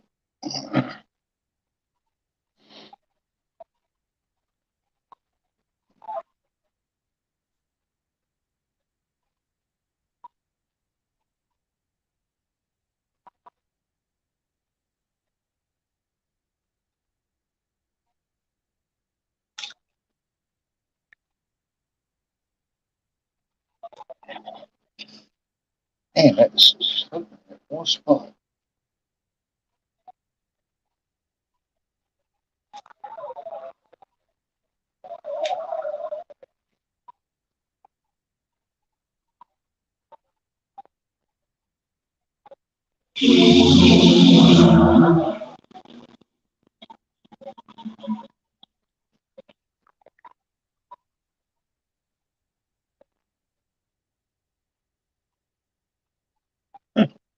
Like something tried to pull your worm off there. Say it again. I said, it looked like something tried to pull your worm off. Yeah, one of those baby bluegills. I think Goliath. I think the green sunfish work better. I agree, but I can't find them consistently as a prop. Huh. For whatever reason.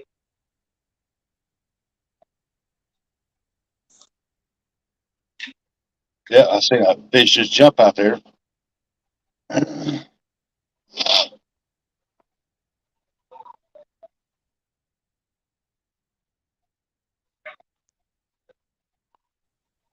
Yeah, for all you people lurking in the background, don't forget to hit that thumbs up, share this out, bring some folks in here to watch the fish.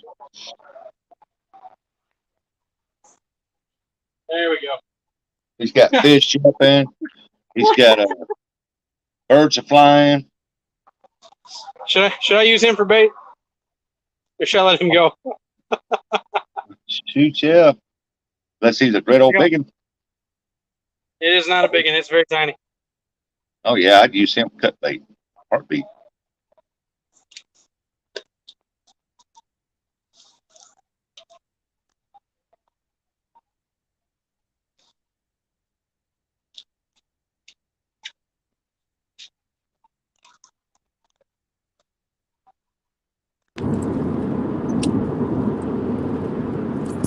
Now like NJ's traveling. Hey, Dave.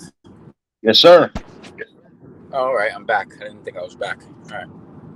Well, yeah. You're driving, aren't you? Yeah, now I'm driving. I was just trying to figure out who screwed up the bread last night here at the bakery. So. Ooh. But yeah, I'm driving right now. Did I miss anything? He just caught him a bluegill. Okay. All right. Yeah, I was short six. I was short 60 pieces of bread. So. I don't know if you saw it. I was waiting in front of the rods. Like it literally was at the rods. Yeah, I guess the guy who bakes the bread overnight must have burnt 60 12-inch hoagies. So. Oh, that's money. That's money wasted. Yeah, happens every once in a while. Well, yeah, especially if you're doing multiple things at one time, you kind of forget about something. Then you Yeah, the start guy's smelling usually in the air. So pretty I good. forgot something. What is it? Oh, crap. Yep, yep. So I mean, and when I say they were black, they were burnt to a crisp. Ooh, I hear I hear something them over all there. going on. Take a turtle. Turtle? Check and see if I got NJ said you don't need to be catching his breed of fish. Leave them turtles alone. Serena wants to know what hooks are you using? I'm using Gamakatsu G Carp. Yeah, you broke up, buddy. Couldn't hear you. Hang on.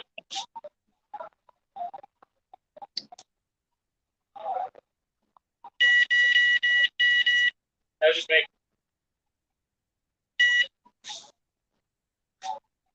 I'm using Gamakatsu G Carp humpbacks. They're a curved shank hook. The Gamakatsu series ones are my favorites. I've used the Specialists R's, the Specialist RX's. But in my experience, if it's been Gamakatsu, anything, it's been great. But the curve shank ones seem to get further back in the mouth. Yeah. So that's why I like them so much.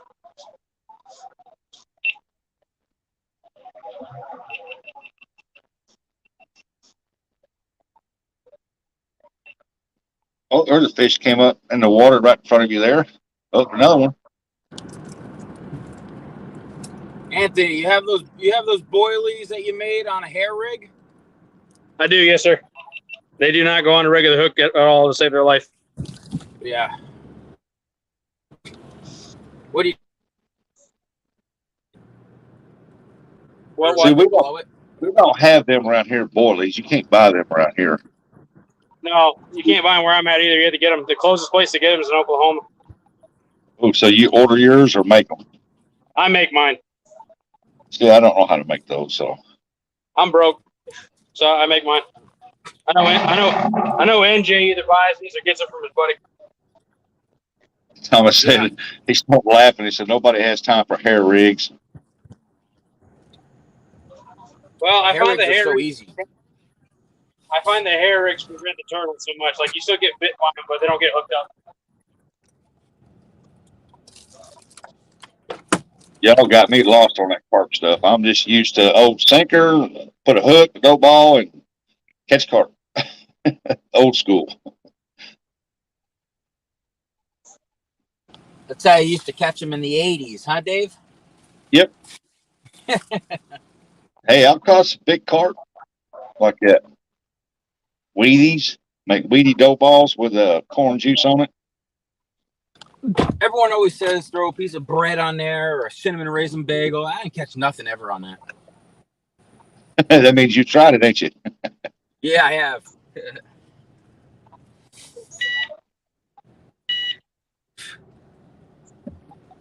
Sometimes I like just packing some pack bait around a weight or something, or on the method feeder, and just leaving a hook with like 3 or 4 pieces of corn on it, like 4 inches away from it. Yeah. I used to do only pack bait.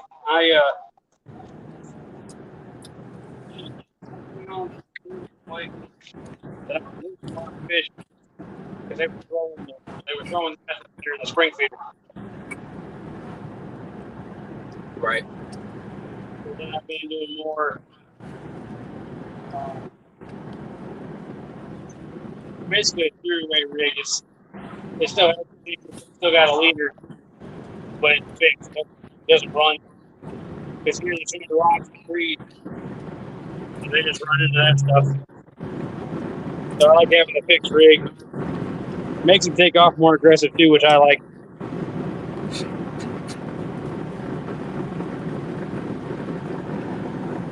I've always found that the mulberry boilies and the pineapple and the strawberry works best for me.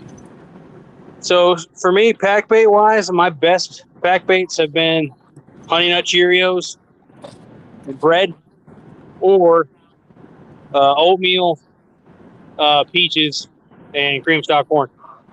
Those are my best too. It's amazing all the stuff that goes in it, right?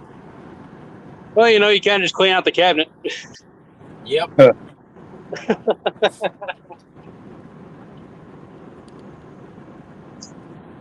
Yeah, I even used to take just regular bread dough balls and carry a can of cream corn with me.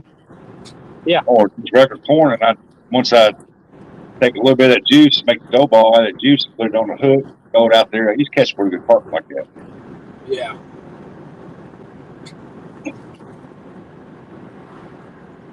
Yeah, whatever I know about carp fishing, I learned from my buddy. Everything I know about carp fishing, I learned from YouTube, except for a couple of things I learned from a gentleman I ran into when I went to one of the spots I found on YouTube. Most people I see around here carp fishing, they just use corn. Well, if it wasn't for the fact I just saw a turtle 2 minutes ago, I probably would swap one of them to corn. I might still do it. If I do, that would be the one further to the right, further downriver, because it's away from all the stuff that's breaking the current. Right. Thomas said Serena just uses a Carolina rig for carp. Yeah, there's nothing wrong with the Yep. Carolina rig. I used to use them almost exclusively, and like I said, but I fish so many spots now where there's so many trees and stuff, they were just always getting hung up. Like That's you when I might went have to bluegill surfacing right there by the bank. Yes, I do. They're the little baby ones, though. That's the best one. They are if you can get a hold of them. Yeah, see, I don't know if you can't see him on the camera. I'm sure he's way too far down, but about 25 yards down is another turtle. And a decent size something in this world. Yeah, I see the fish starting to move up there by the bank and stuff. Well, I got one bluegill close to the bank, and I got one that's more out in the channel of the creek. So and you can't see it because I ain't got my camera, but straight out from my rods on the mountain, you can see the wing wall. Right in front of the wing wall, there's a big blue white bass busted.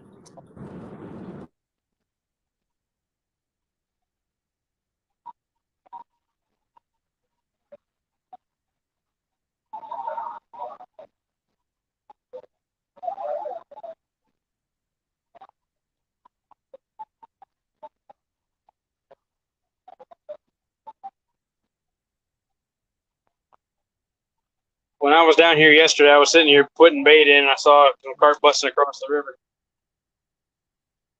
Huh. I can cast that far, but I can't chum that far. Did you got Asian carp in there too, don't you? Supposedly they're not here.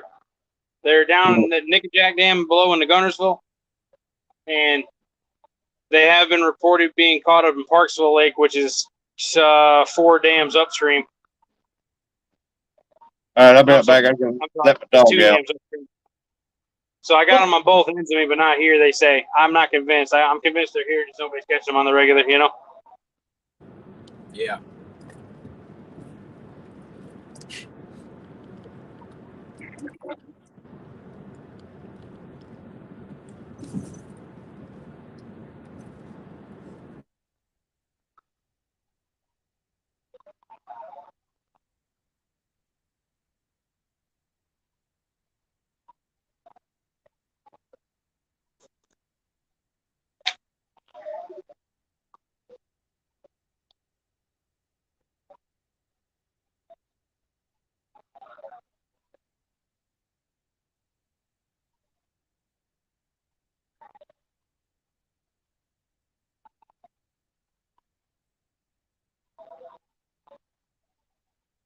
What up, J Dog?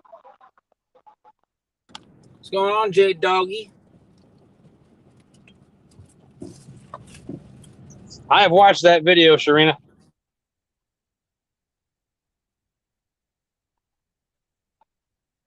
It was a very well made video.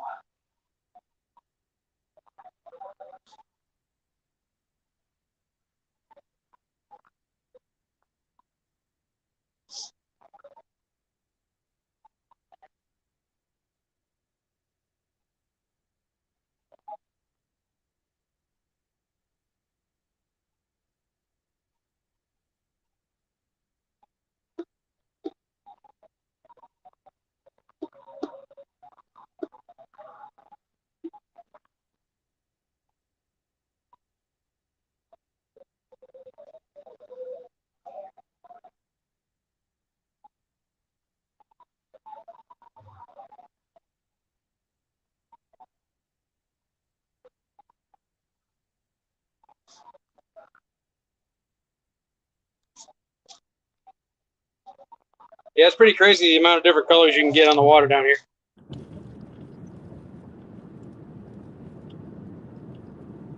And like you said, every spot's a little, like you said earlier, Rustic, every spot's a little bit different color-wise, seems like. It's nice and calm out there today. Yeah, I kind of wish it wasn't, to be honest. A little, yeah. Sometimes a little bit of a breeze can make a difference.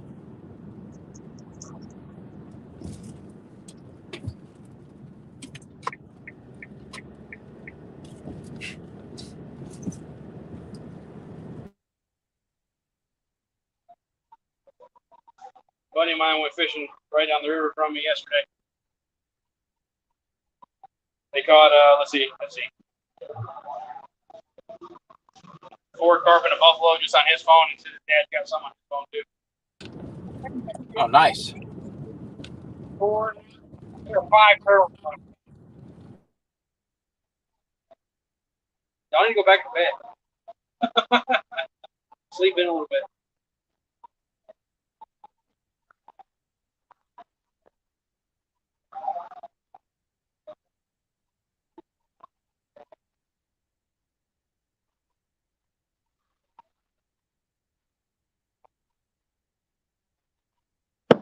Oh, we're using stink bait for the Abbott's tournament, Sharina? Sharina says I had to clean up all my poles from this weekend. Get that stink bait off of them. I can't believe my dog went outside and potted and come right back in. He just takes 30 minutes to step around.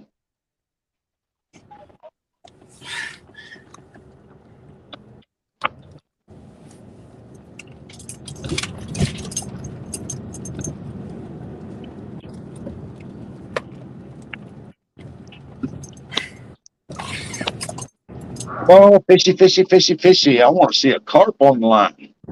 Me too. Or a bass flathead. Let's say I got something hitting the bluegill. Line's jumping. Uh-oh. It's not taking the picture though. That flathead I caught Saturday was 6 pounds, 3.1. And hey, J Dog's in the house. There's President J Dog. And it didn't hit like normal. It sat there and hit it like a channel cat would. He just hit it. I thought, man, that's got to be a channel cat because that's not a gar. And I said, it could be a turtle. And then all of a sudden I seen the line going upriver. And I thought, what the world's going on here? And I started slowly reeling it in. Then when it hit it again, I reeled it real fast down and I didn't. Then he decided, well, hey, I'm hooked. I got to do something here. And it turned out to be that flathead. I thought, well, look here.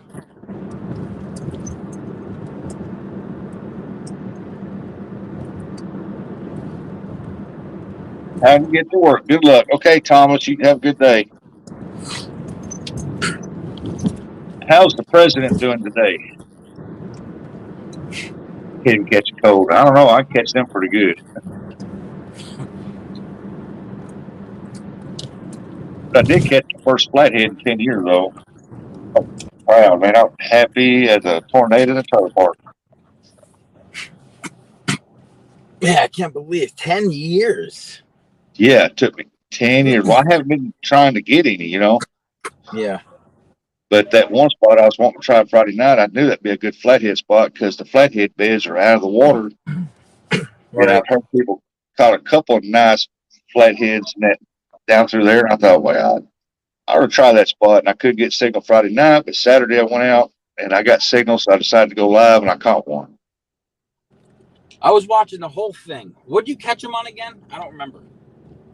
Oh, I caught that one there on a skipjack. Oh, right.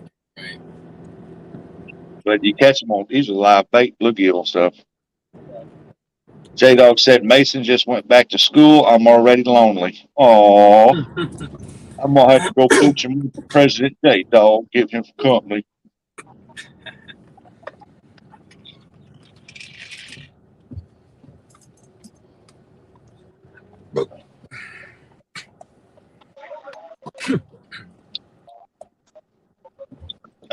Yep, school's starting to back all over the place.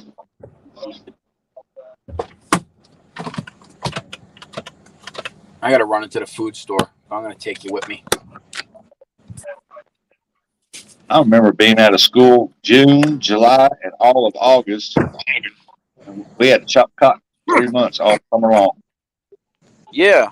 I mean, even over here in Jersey, they don't go back to school till like the first week of September. Wow. Nowadays over here, they get out like mid-June, and then they go back mid-August. Yeah, I think they get out maybe the third week to the end of the month of June, and then they go back beginning of September. J-Dog said, I'm going to start a fishing show in the morning called Lonely. He already said, it says Lonely Dog Fishing, but he already put on there, Lonely with a Dog.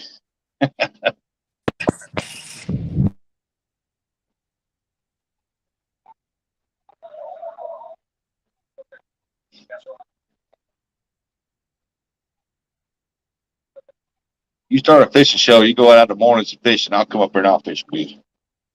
I'll go fishing. I think I'm going to switch my nighttime fishing to early morning fishing now.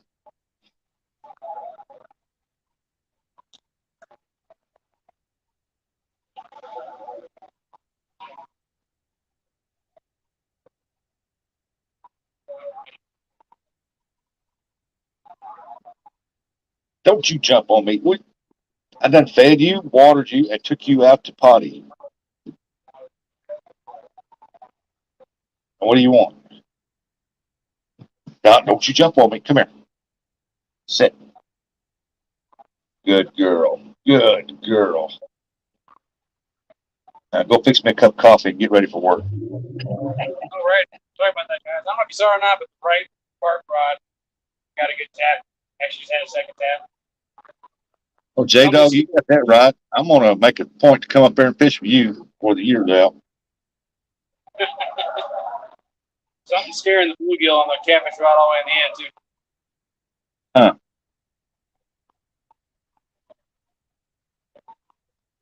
The only thing I know about flatheads that they like to move at night, and they will move it early morning. That's what I've been told. I don't know much about flatheads because, like I said, I've only caught 3 in my life, and I just caught the third one I caught Saturday. Well, I know flatheads will they'll sit there and keep like sucking on it. They don't really move. You know, blue cat will hit something and take off with them. Yeah. Like there's something scaring that bluegill because that line keeps doing this. Yeah, because if I won't have to catch big blues or advice to catching big blues, I'd ask J-Dog. J-Dog can catch me, he knows how.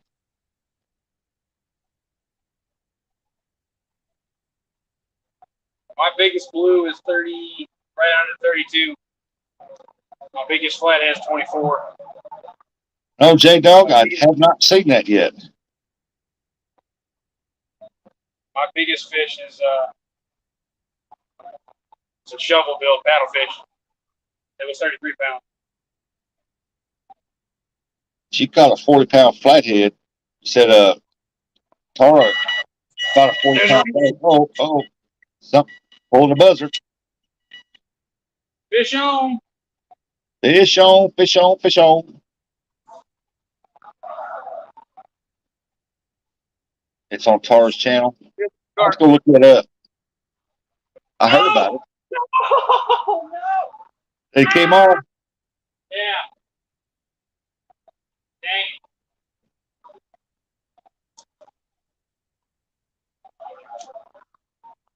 Well, if that was a carp, he'd have been hooked up. That had to be something else on that. God darn it.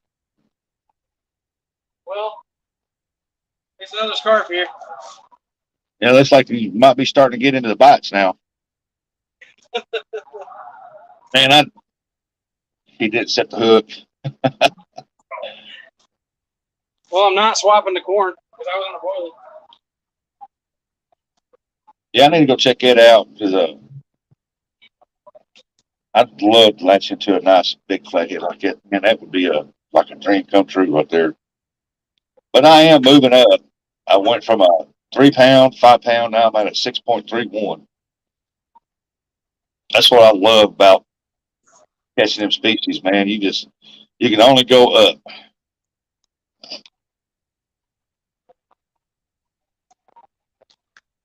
40 pounds. I'd say, yeah, it was a monster.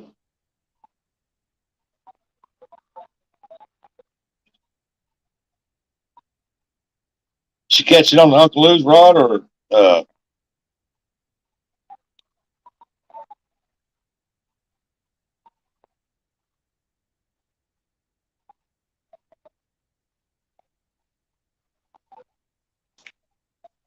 What'd you say? Aaron said get a daylight flatty yet? No, he ain't got one yet, but he just lost one on his carp rig.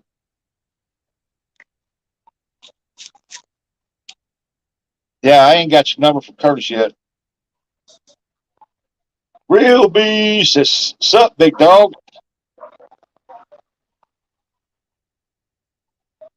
That real beast in the house too. Awesome. Yeah, I told Curtis that you said to get your number from him, but he ain't never sent it to me. I'll send him a message today, remind him.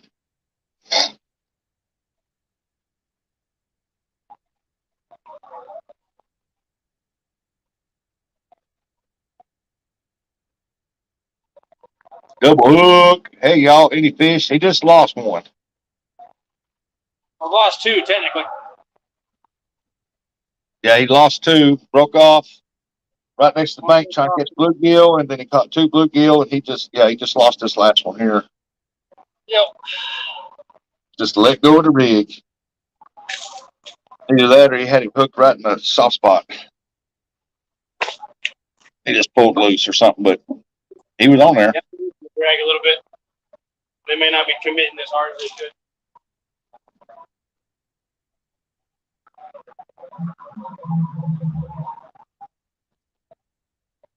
Yep, we got Real Beast in the house. J Dog, Air Run's back. Welcome back, Air Run. We got Double Hook Angling in the house.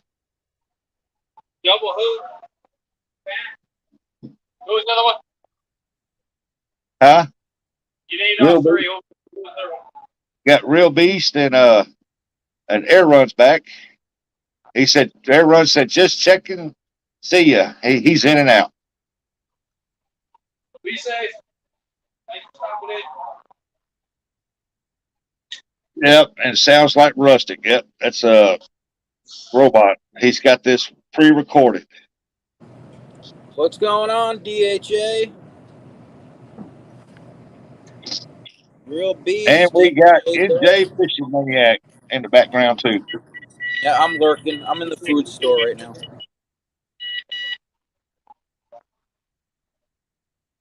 Boy, them little buzzers for such a little bitty piece of device, that thing is loud.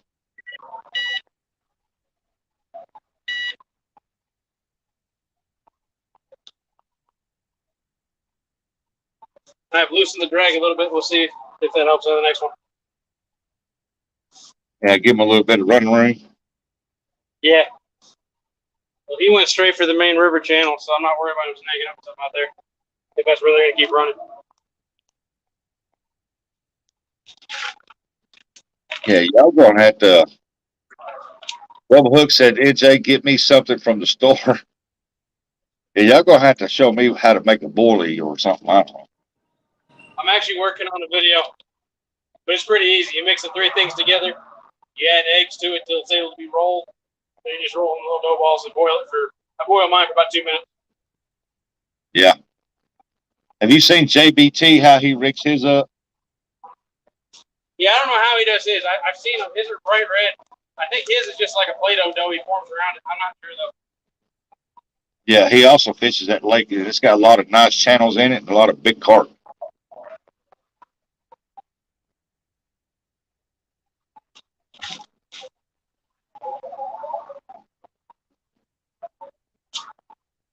What's that, dog food?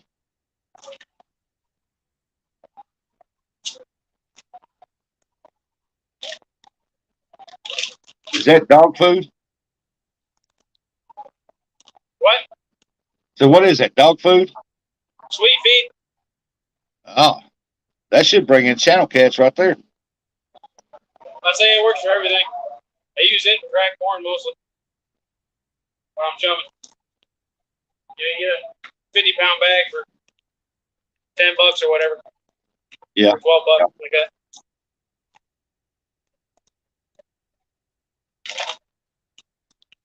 And in Tennessee, you're allowed to chum. So if I got a trip planned and I got time, I'll go out every day and spend 5 minutes throwing bait in. So I'll basically go through a bag per trip. Huh. But it's no different than buying skipjacket, $10 a piece or whatever, too. So Yeah, I need to look at the Missouri law on that because I think I don't think you can, but don't quote me on that. Because I usually go out if I'm channel catfishing, I'll throw out some chicken liver chunks out there. Because I know people that throw out canned dog food for channel cats too. Yeah, oh, yeah. But some states you're allowed to chum whatever. Some states you can only chum natural foods like cut up fish or whatever. Like some states you're not allowed to use corn at all for anything. And in a lot of states you can get around the whole chumming thing using pack baits because your hook's in the pack bait. So it's all part of your hook. Double Hook said you could chum here in Kansas. But anybody who's listening to me on that part, if you're going to use a pack bait and try to use that rule, you're better off asking somebody first. Because they will still get you for it. Yeah, always find out your laws. If you can do it, go for it. I swear it helps out with everything. I chummed this spot yesterday morning, and that was it. I normally try to do 3 days in a row before I fish. Hey, SoFlo Outdoors, welcome in.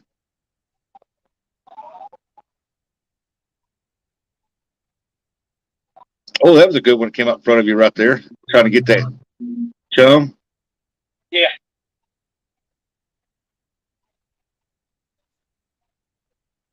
I bet you start ripping bluegill out of it right now with a floater and crickets. I bet you could. I mean, I put money on that. I know you could. That looked like a pretty good one. It came up right there.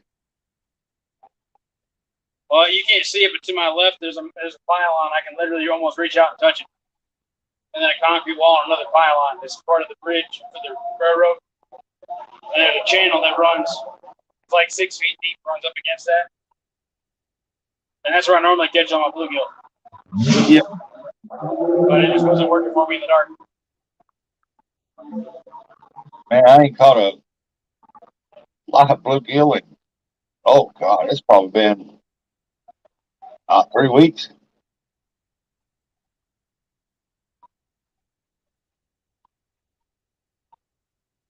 By the way, Pat, I didn't mean to ban you or message you, delete you or whatever it was. SoFlo, how's that new yak treating you?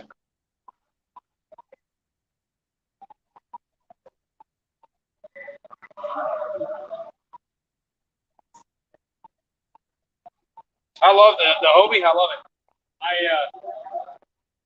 I wish I had more time to fish with it. I don't have lights on, so I can't use it in the dark. And when I do have time to be able to go out, because I can go do a 30-minute trip, but it takes me longer to get it launched and back on the truck than it does to fish with it. So I don't feel like it's worth it. So I do a lot more bank fishing when I'm in that kind of a schedule. Like I probably could have took it out this morning, but I really was wanting to get on a flathead or a carp. And so far I've been denied all morning.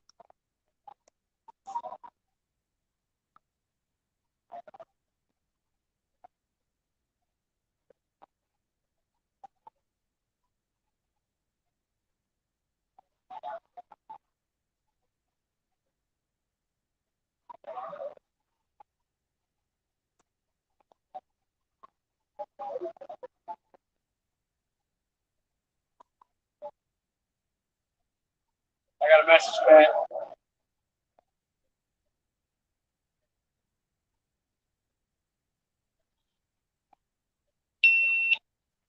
Uh-oh. Heard a beep. Yep. There's no beep. Something biting on it. Yeah, GoPro battery died. Time to change it. Is it on the one that you did let slack off a little more? Right one? Come on. Hey. Morning, Morning, look lady. You got the Morning, on the end. morning. Lady said, morning, Anthony. Double Hook said, yeah, sure. Watch your mailbox this week. South Florida, morning. Y'all ready for this? I don't know what's got this.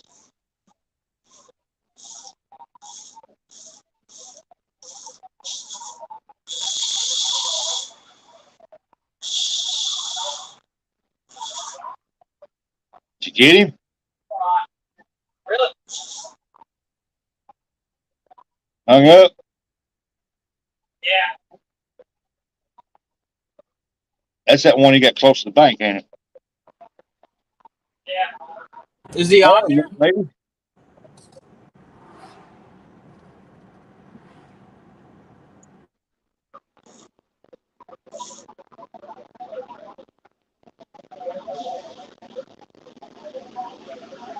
I'm gonna give it a little bit of time.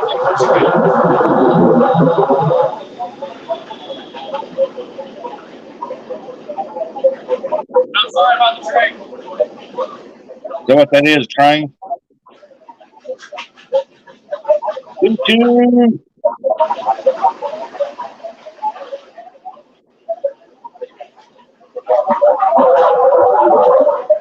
Comes a train on rolling on down the track, moving on down the line. Don't know when it's going to be back. Probably about another 5 minutes. Again, sorry about the train, guys.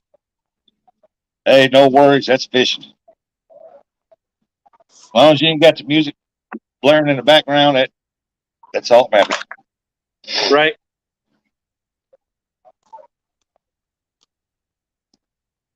Yeah, I didn't even think about it. I was recording with these cameras. I hope I got that footage of me losing that carp.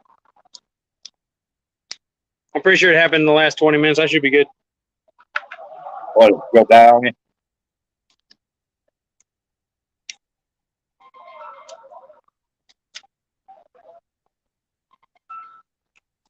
Wife's calling me again. Hopefully everything's all right. I'm going to mute y'all for a minute while I talk to her on the phone. All right. Hey, while he's muted, everybody, how's everybody doing this morning? Please don't forget to hit that thumbs up and hit that share button, please, if you can.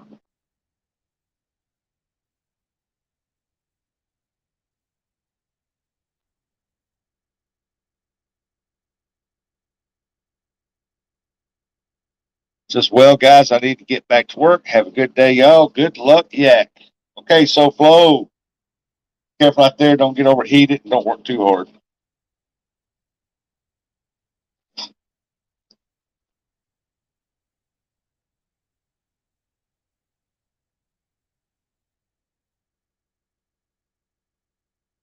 It don't rain. I'm going to be fishing in the morning. Move my fishing trips to morning time this time. Get rid of the afternoon because it seems like the afternoons just ain't no good. We are doing good. We are getting ready to go fishing where we will go live. Oh, that's awesome. What time is that?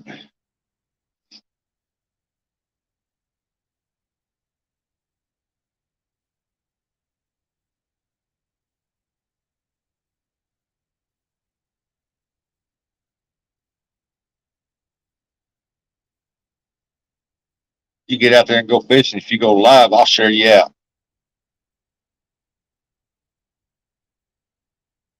Let the people know you went fishing. Yeah, I know it's Central Time. 9 a.m. Central Time, folks. There you go.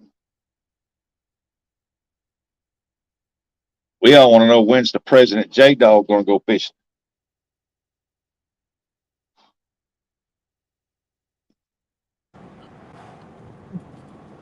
Already have a scheduled notification block. Notification block.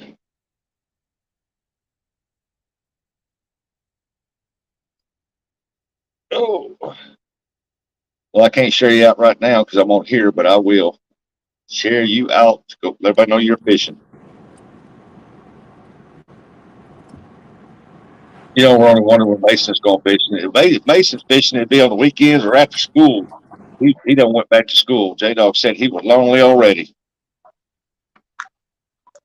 So I got another hit on the carp rod while I was muted. So things are hopefully picking up. Could be. They're getting action.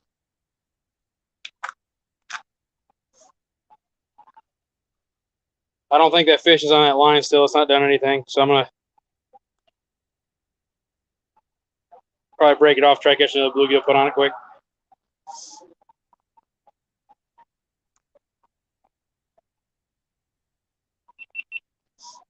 Uh-oh. Something messing with it. I think you mess with it all at once. It seems actually to hook up too, though.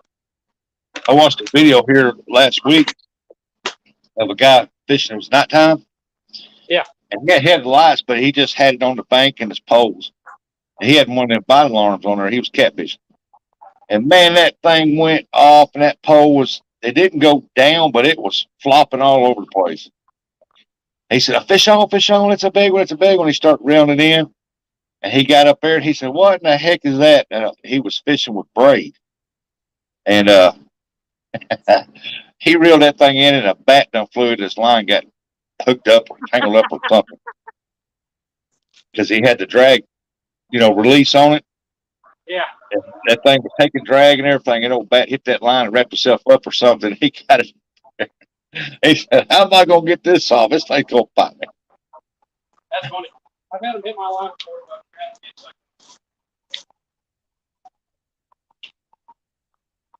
Oh, I've been fishing before and have a bird fly by and hit the pole.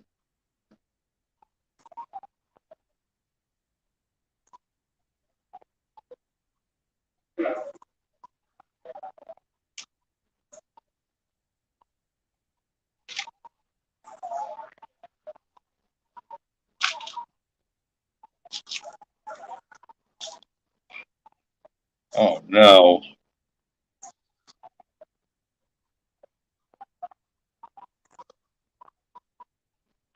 Don't you hate it when it does that? part of it.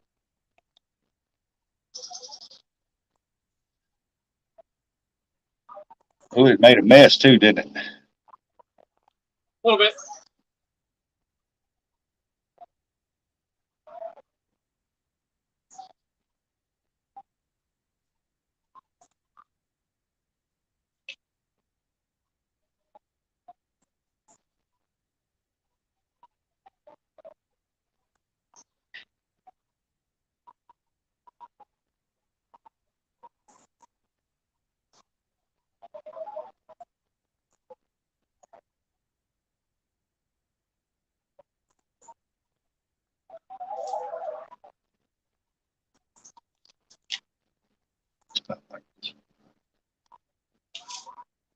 Good as new.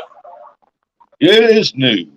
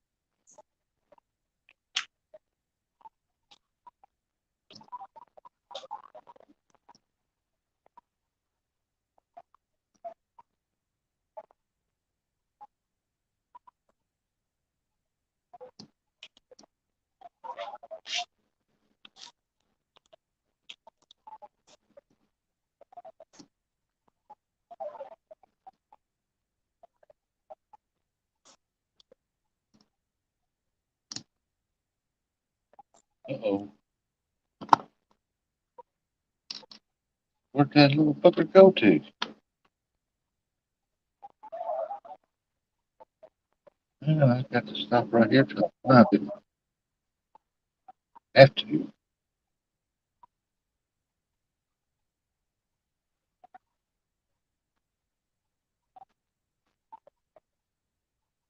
Let's find that. That's part of that meal. Where'd it go?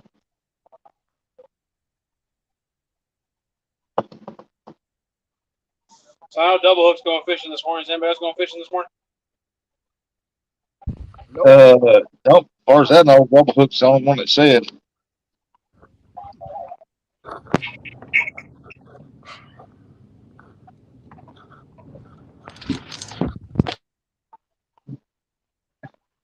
That's such a part of my reel.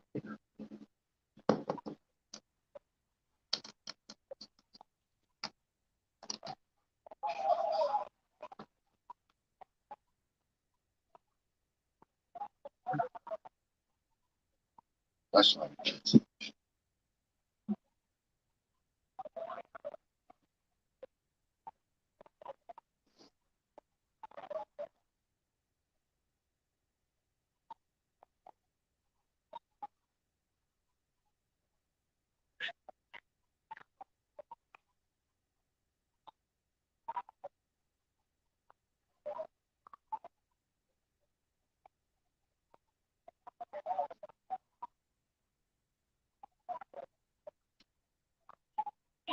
That's Rod getting smacked a little bit. I was taking this Evan Garcia part and that little bitty clip that holds the reel handle on. When I took it off, it shot off. Now I've got to find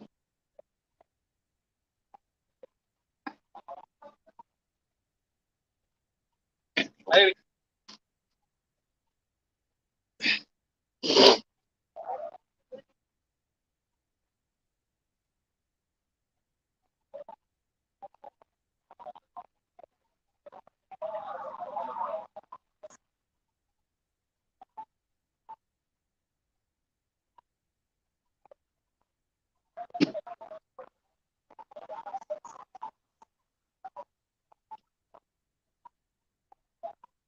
Let's see. That's going to go into the little cab right there. Go there. Go somewhere.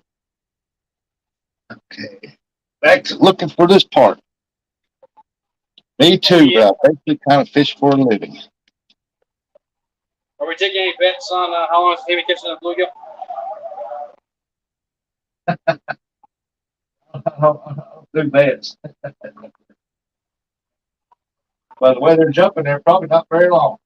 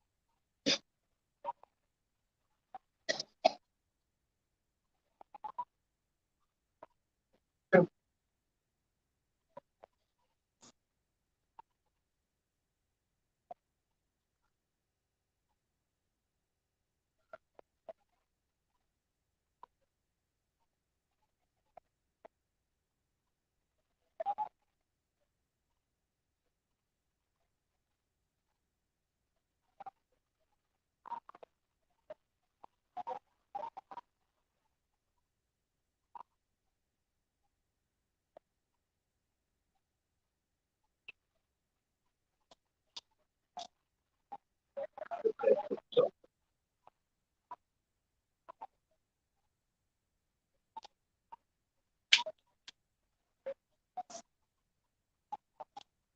see it, so it's got to be up here on this desk somewhere.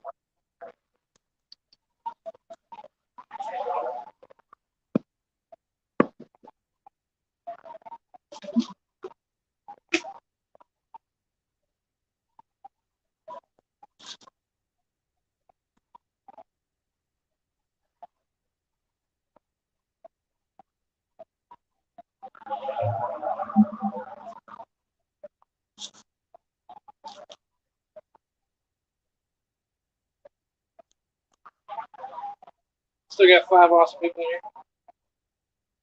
Appreciate all of you guys. Look, lady, I'm sorry you're going to work. It'll be a good day.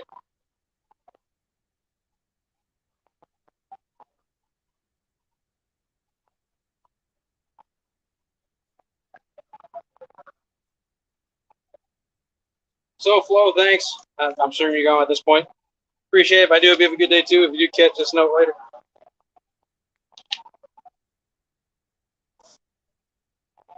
I'm still here. I'm just trying to find that little clip when it popped off that handle.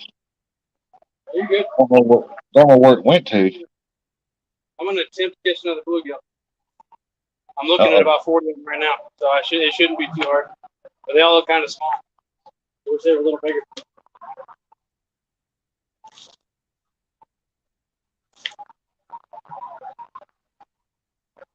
That little hook went to.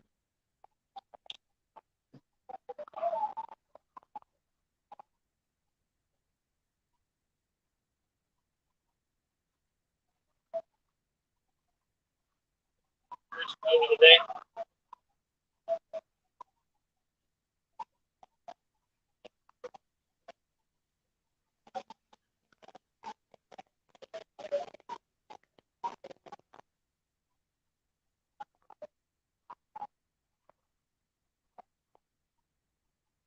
Right over my lines.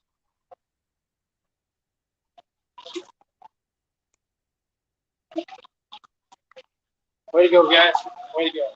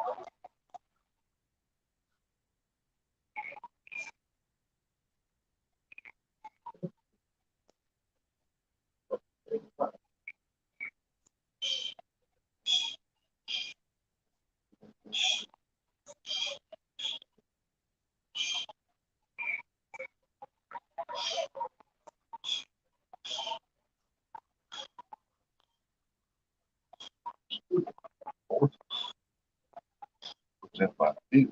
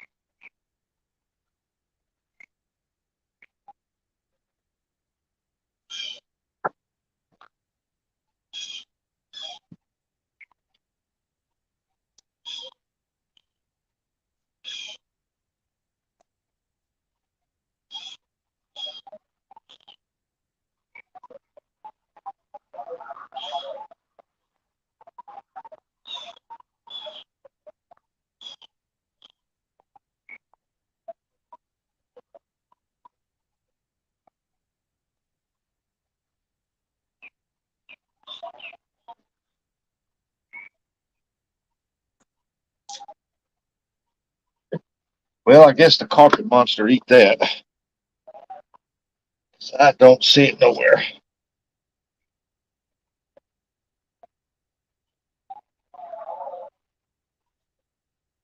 I had this nice clear water. This basketball came flying by, and I got out of the muddy water. Huh. Drove right over my lines too.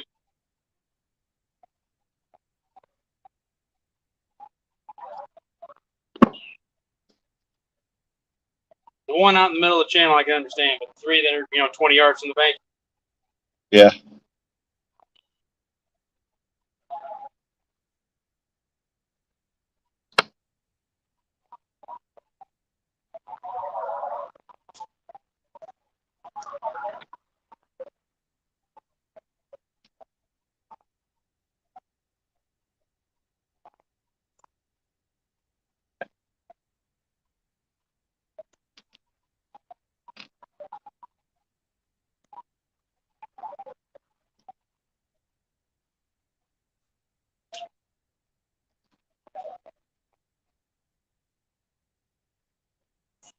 Good gosh, look at all the spacers.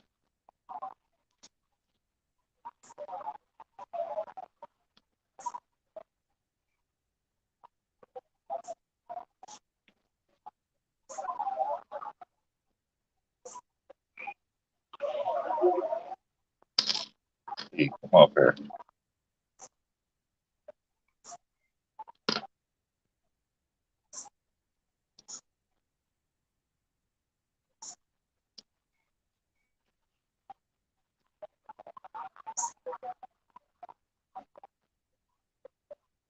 Where's that roller? Like it's nothing in this.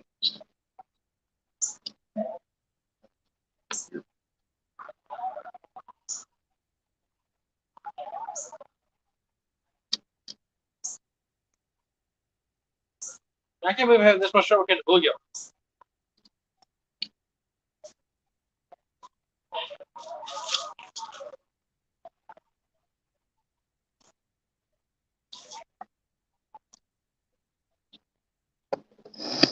You still ain't caught one yet, huh? Nope. Wow. Part of it's because all I got some pretty big hooks. I really use small ones, but I use what I got.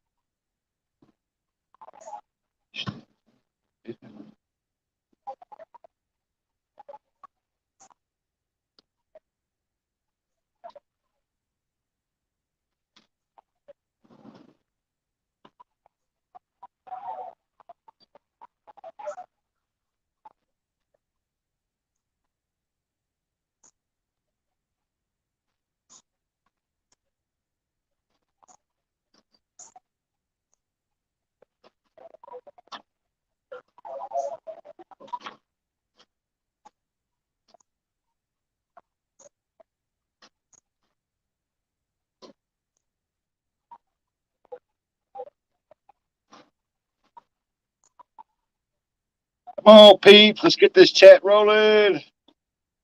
No Hook said, that's okay, Yak. We're still hanging in there. Also, I appreciate that.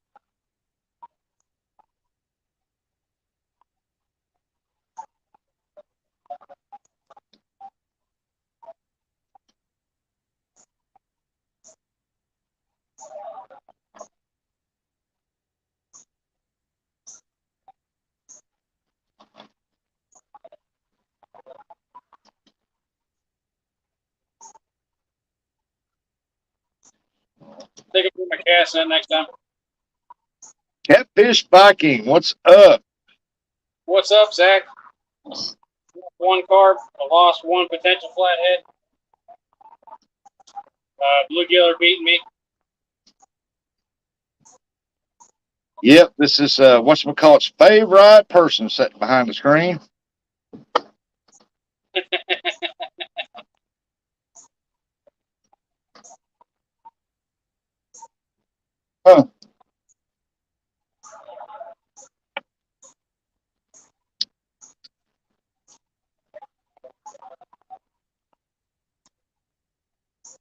Double Hook said, after a little bit, we'll show you how to fish.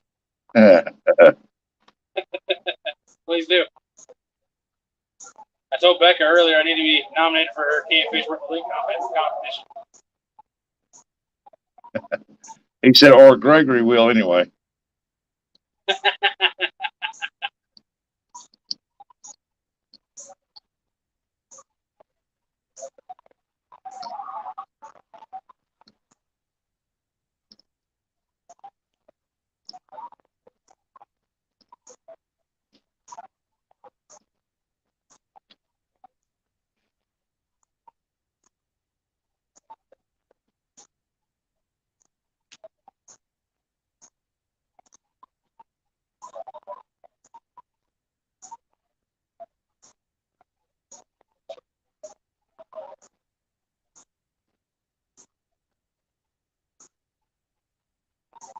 Oh, see what's wrong with it.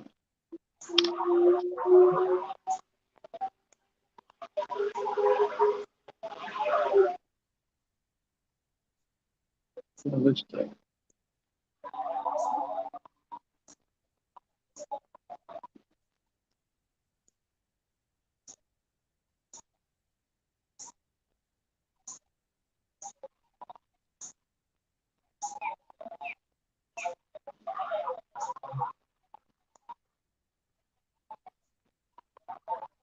I don't see where that would go anywhere.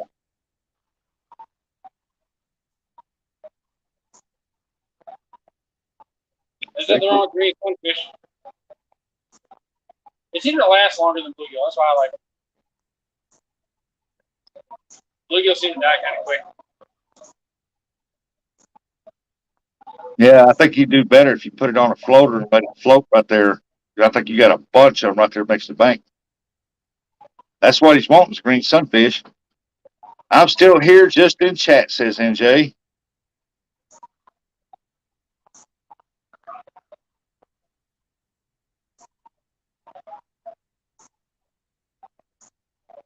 And Jim, having you one of your skunk fests. At least with the carp and catfish. Bluegill is safe to do.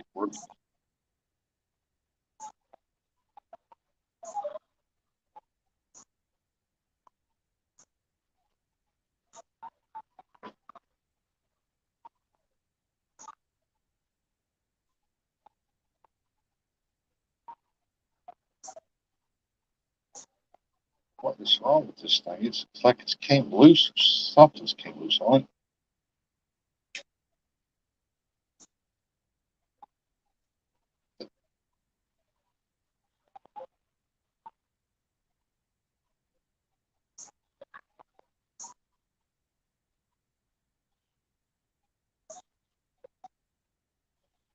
This came loose somewhere.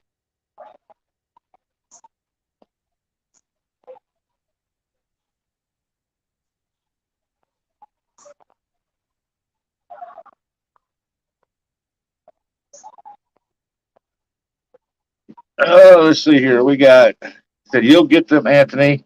I skunk fest on carp for 7 weeks during the summer, then switched to catfish. DHA, that's what she said. Oh, Gregory wiggles the jig down between the rocks and the cracks.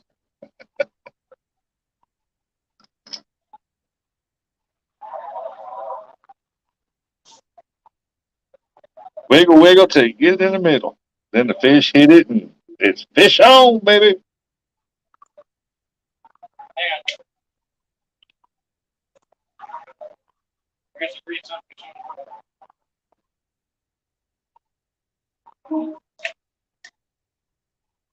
Ooh, that's good bass.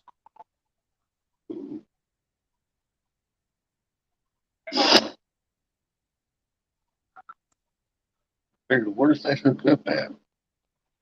On the side.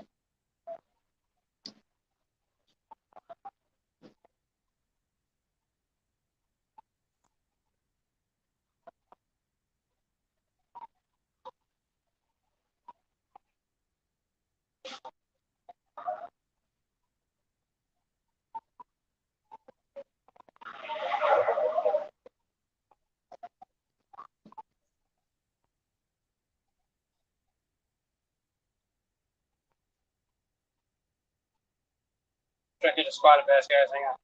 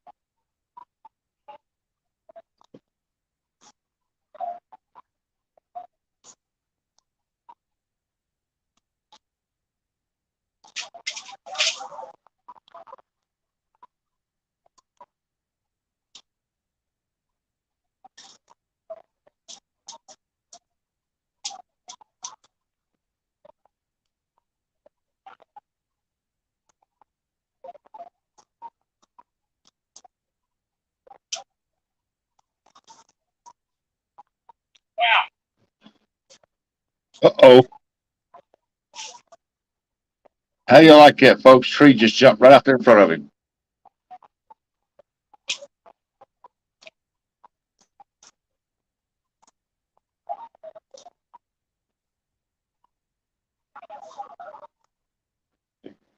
Snake.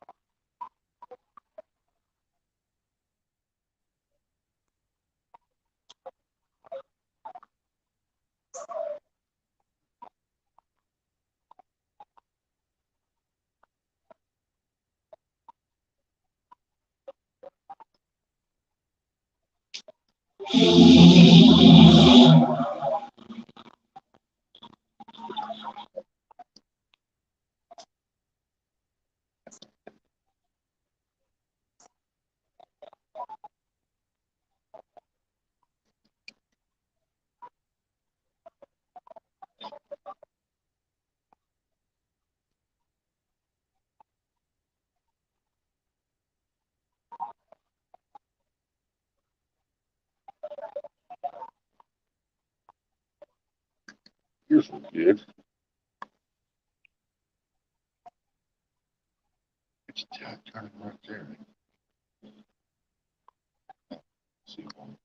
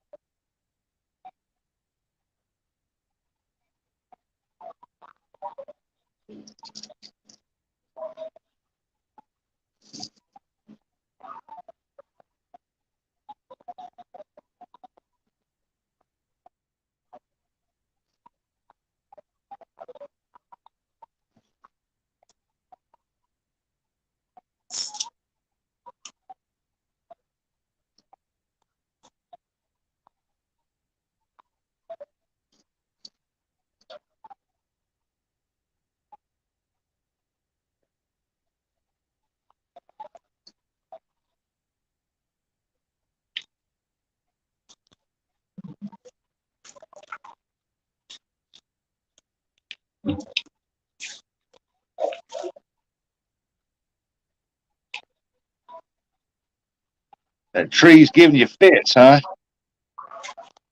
Yeah, I lost my last hook, so I'm just chilling with the carp base and that one bluegill out there now. You ever seen one of these before? Swim bait, yeah. I think they'd be good for Florida or Texas or Arizona on them big lakes, but in Florida, Yeah, I'm but I've curious. I've seen people use them around here, but I've never seen anybody catching them on. Because I'm curious if it's any good. It was in the tree I got stuck in a minute ago. Oh, I bet it'd be good if you was at a boat and you was around some log piles where some flatheads were. I bet I bet a flathead gulp that. Maybe. Well, think about it. Flathead hit a worm. What time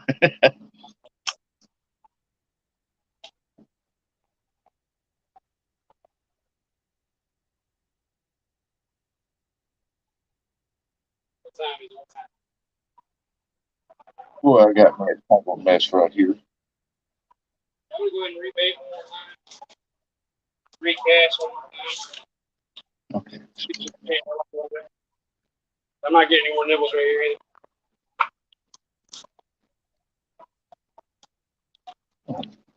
Really, except for that break. Okay.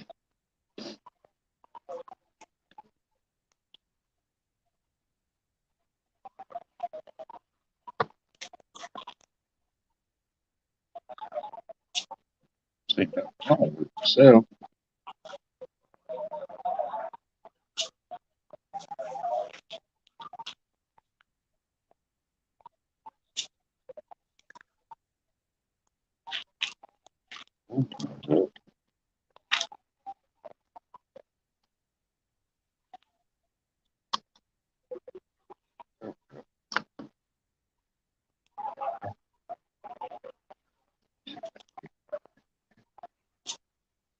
Okay, one more time.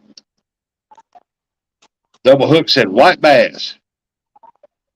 I can't hear it. The double hook said white bass.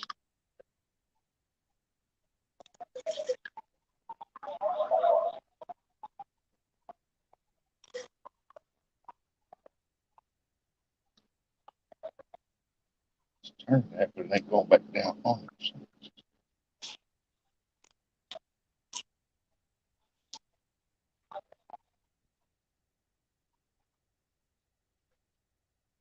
Sorry, what was that a minute ago? The double hook was saying something about white bass. They're here, but they're on the far side where there's a little bit of current. I'm on the dead water side. They haven't been chasing bait over here yet. I've been watching.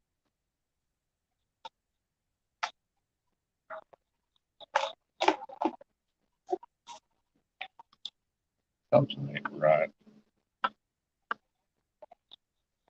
It's sitting on it right or something.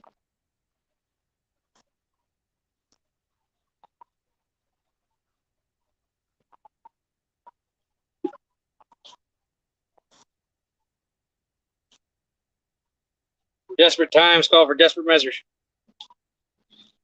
Calling for something.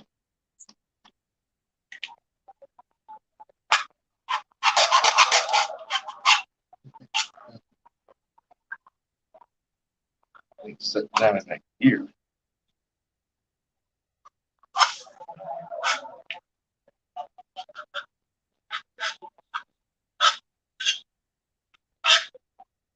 Obviously, I don't condone the use of a knife to open a can.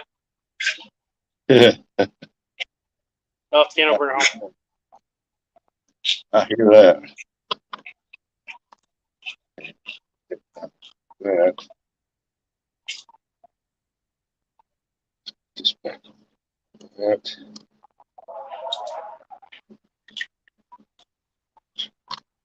This still won't go down for some reason. Turned all the way.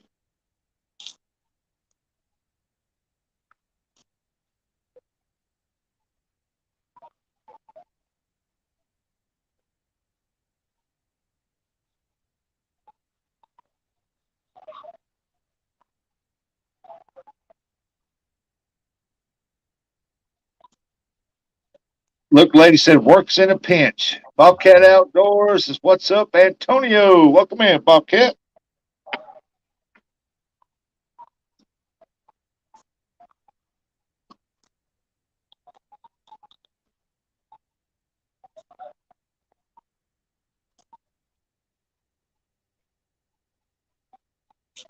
Got to be.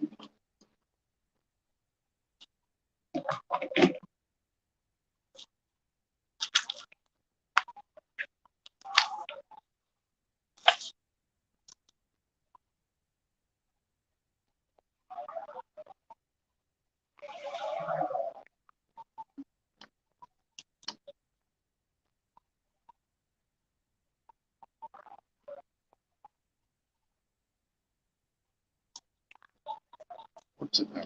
Road. That's something.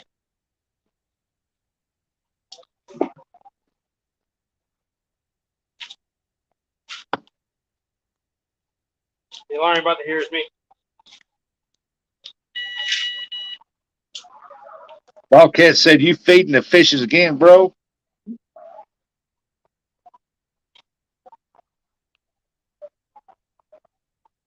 Go ahead, check this one. Install this one too. This is the one that we saw get played with, I guess. Though. This-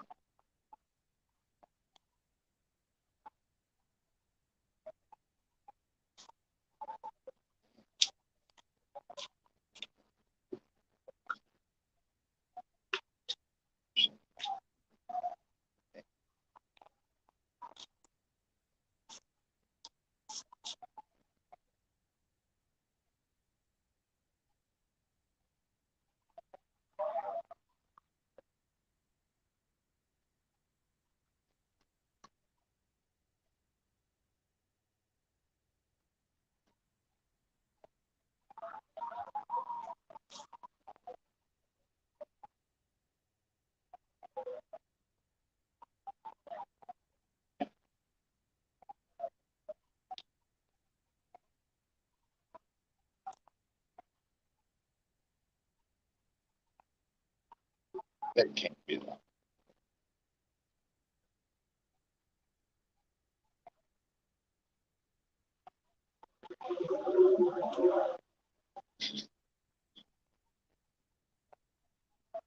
Definitely how it goes.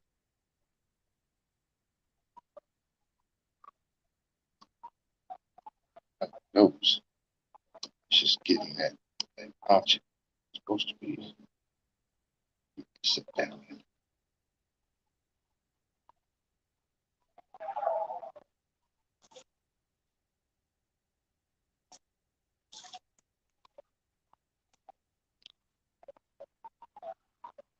Missing something. Is it missing? It's missing something.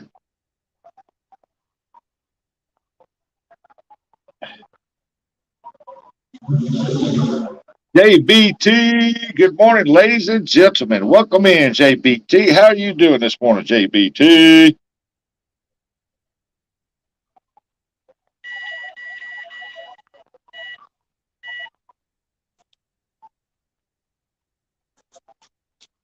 Got one with a boilie and one with corn. See what happens. Get her in, get her done, get her done.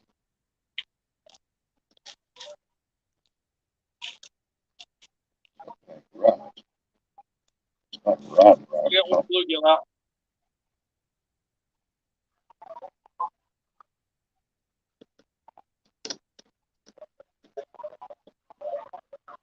Gear stripping off.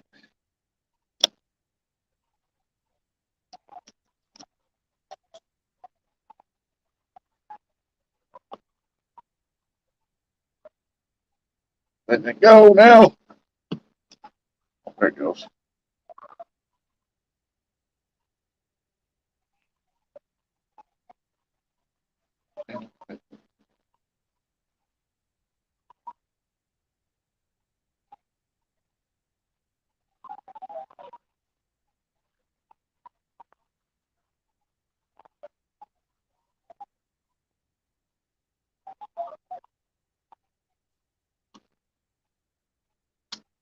Oh, there it goes. videos. Nine wonderful people still in the chat. 28 likes. I appreciate you guys very, very much. What kind of rod you using, brother? Says JBT. You're only as good as your subscribers.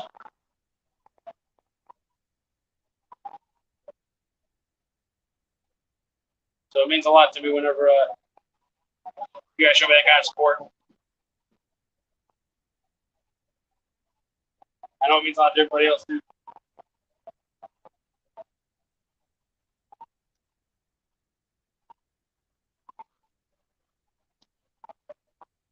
I'm not gonna lie though, it would be nice to have a run that landed on the bank.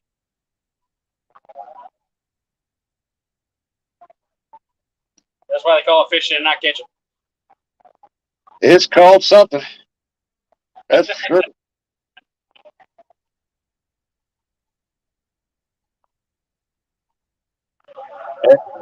Sure. I brought some stuff to make back bait with, but I don't really have any holders. Man, I didn't get the chance to make it this weekend, so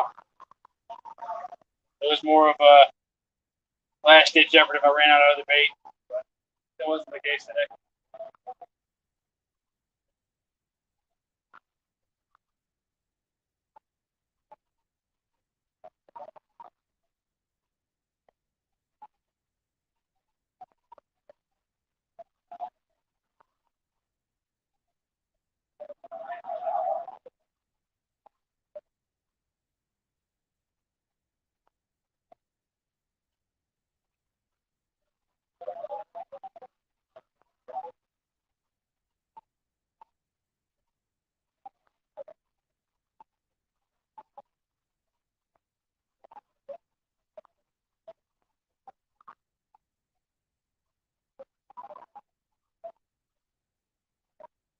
For all of those that are wondering, I'll be calling around 9 o'clock or so.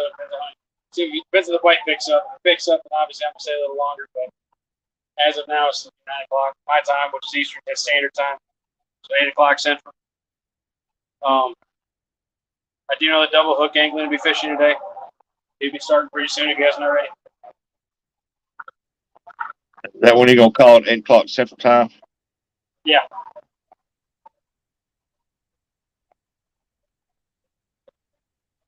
Yeah, I gotta go home and make dinner. Well, I'm making a casserole for dinner, but then go in the fridge, and then I gotta go to bed. So I can't stay out forever. It takes about 30 minutes to get my equipment to the truck. It takes about an hour to make the casserole. It's about a 10-minute drive to the house. So that'll put me in bed around 11:30 or so.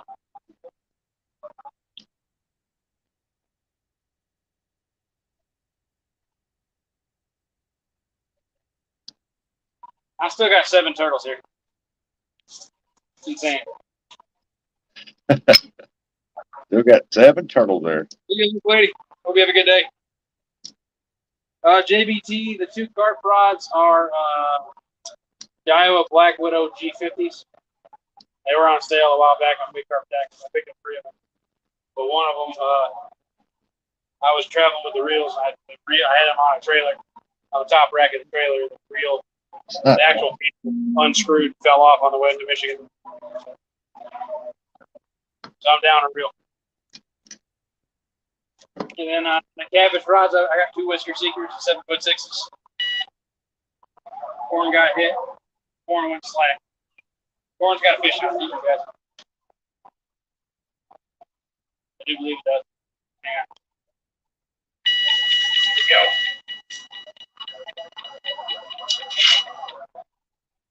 Fish on. Or turtle. Might be turtle.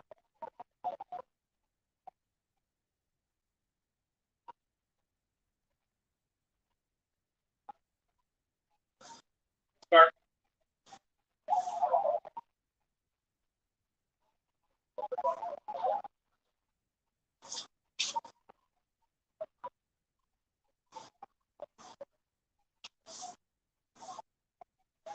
Did I say 9 o'clock?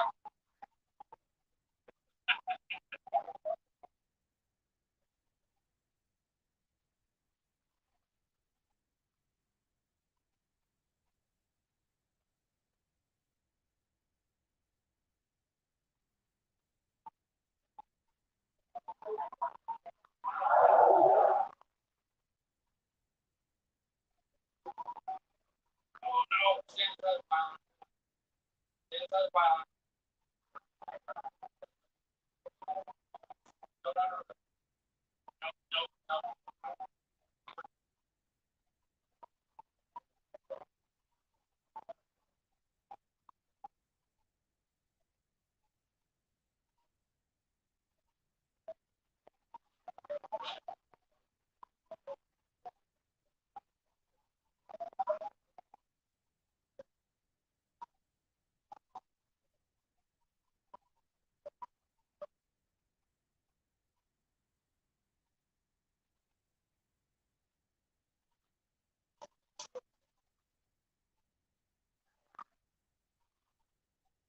saw a skipjack jump in front of me.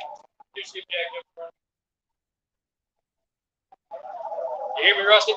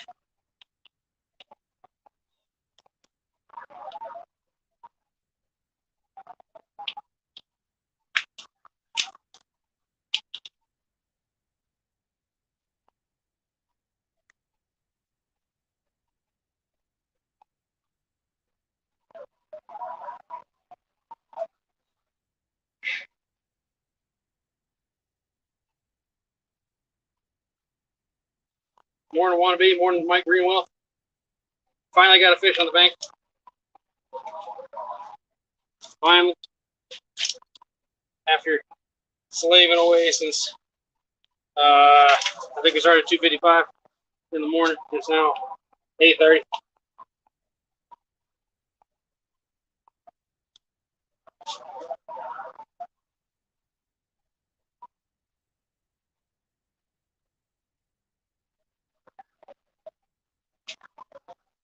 Wires.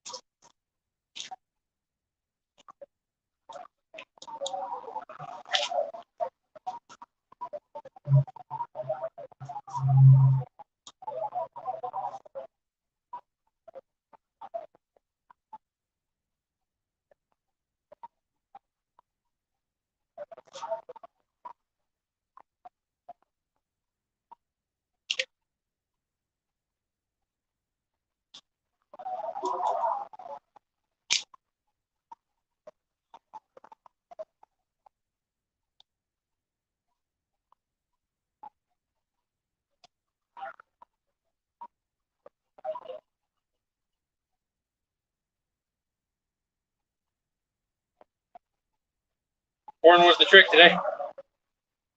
Nice little smallmouth buffalo. Sweet corn with a piece of floating big corn.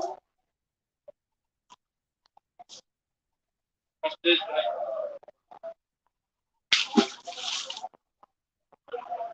Whew, that was fun. He was tangled up in another piece of line underwater.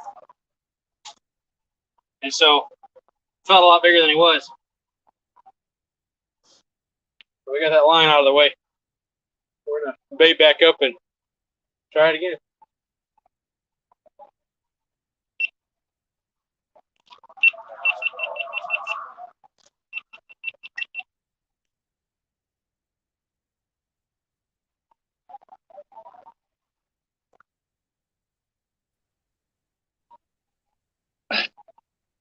My phone went dead on me. Hey, bud, sorry. Congratulations on that fish. I seen it. Appreciate it. Yeah, he was wrapped around another piece of line, man. He felt huge.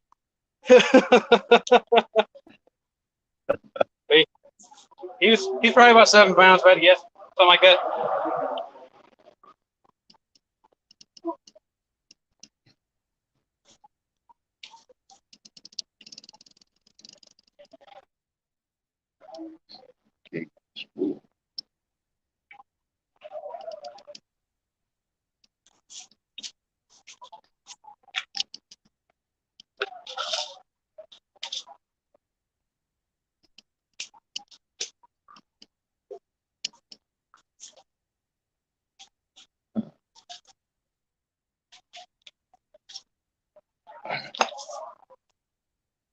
See, Mr. Greenwell's in the house. Want to be outdoors. Yeah, it's a good looking carp. Just glad to finally have something on the bank. I've been here working on this Abu Garcia. It's been a struggle. I think it's what it is. Yeah, and for some reason I didn't put something back together right or something here. I don't know. I did something wrong. It's just clicking for some reason. It's like it's not connection or something.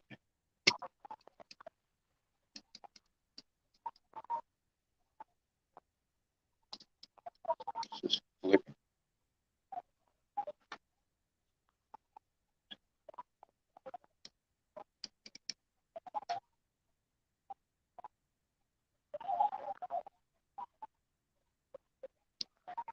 Engaging.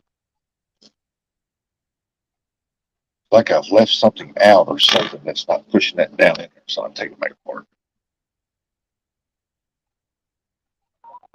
Yeah, I was sitting here, and all of a sudden it was real quiet, and I looked up, and I thought my phone was black, and I seen you was reeling in a fish. Oh, look at him a fish. What's wrong with my phone?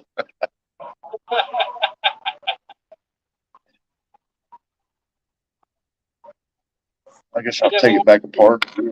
Yeah. Put it back on. See what happens.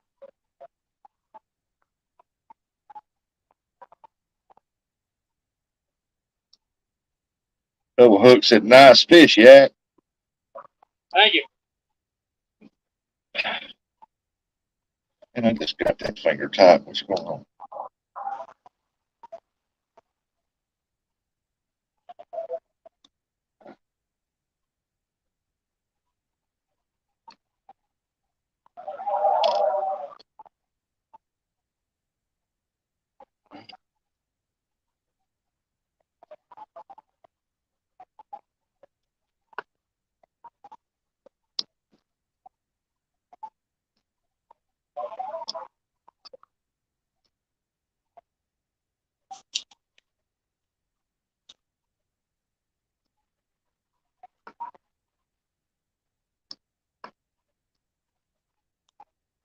Yeah, hey, I just got that thing finger tight. What's going on?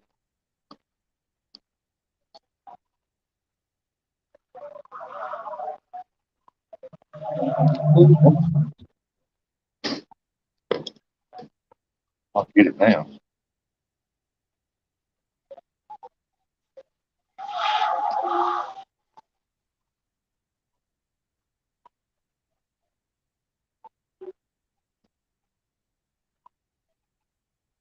There we go. I had to leave a part out or something. Yeah, sure. We are going to get ready and on the way to fish. Hope you catch a few more before you're done.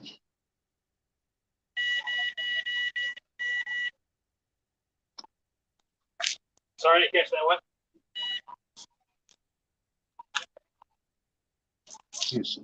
Catch. Uh-oh, we got the alarm going off. Thanks, Double Hook. I'll be tuning in to you on the way home for sure. NJ, thanks, man. Stay Enjoy the call. Sounds pretty good right now. I'm not gonna lie. Can't have it on my diet though. It's not low carb.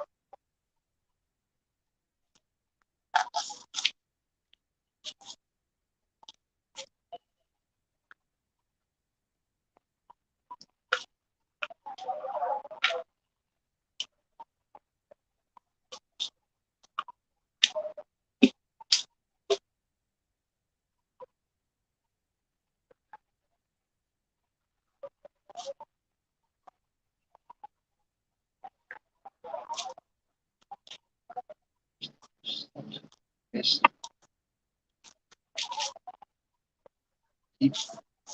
I will say if the corn goes off again, I'll be swapping the other one to corn also.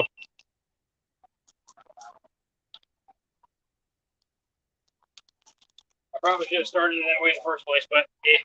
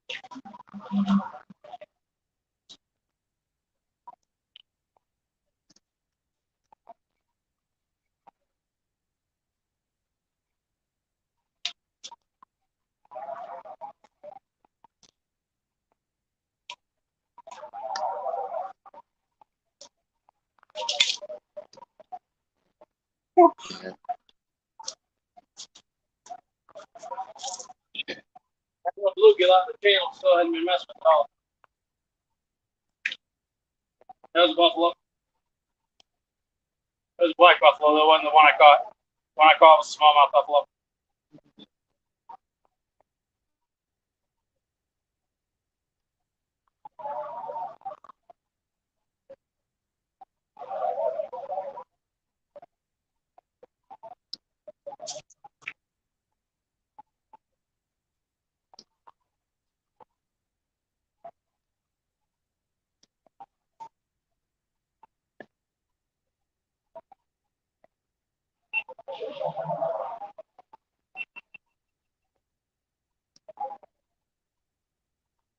You still there, Russell? Yeah, I'm still here. Check. Hey, trophy seekers. Daryl. Good morning, sir. Yeah, I'm still here, buddy. Just trying to figure this reel out. It's got me all confused. Hey, don't be hating on the bugle lips, buddy. T double hook. This clam dip is so easy to make. It's so dang good. Trophy says we have to have the fancy cradle and alarm. I'm just old hillbilly, not good enough for this kind of fishing. Yeah, you are. Everybody's good enough for this kind of fishing.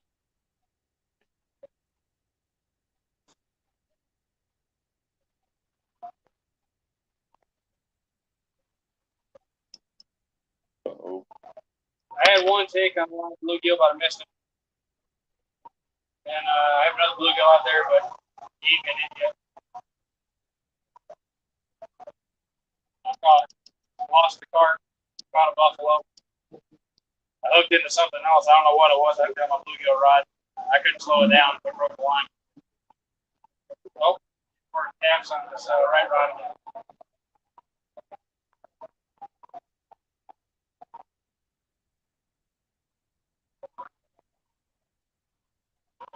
What's up, J-Dog? J-Do back in the house. He caught him a carp, J-Do. Caught me a buffalo.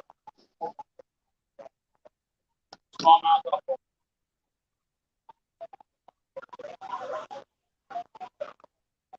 I'm below the dam, buddy. Yeah. I'm on the lock side.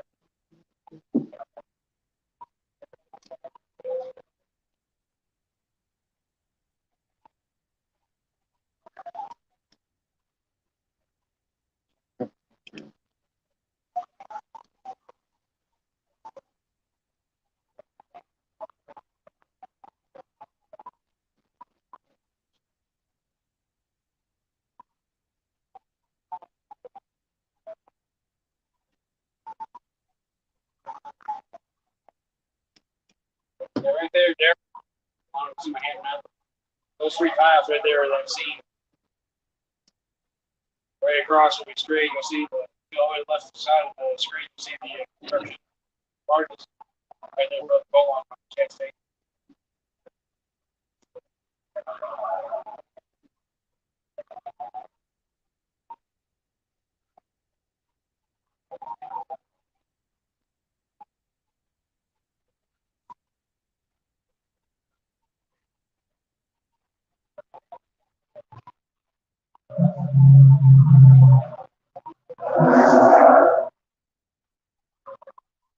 I'm sure you'll do fine.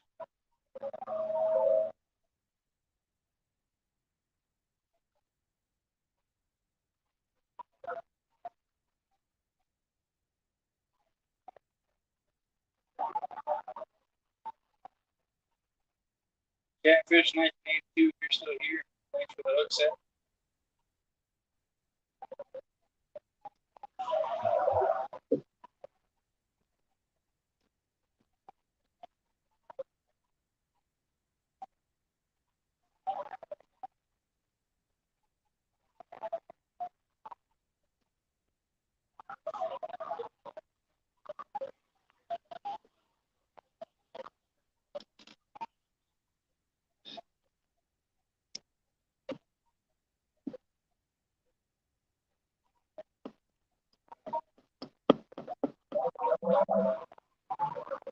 downtown Ernie Brown. Thanks for resubmitting. Hopefully, let's take this out.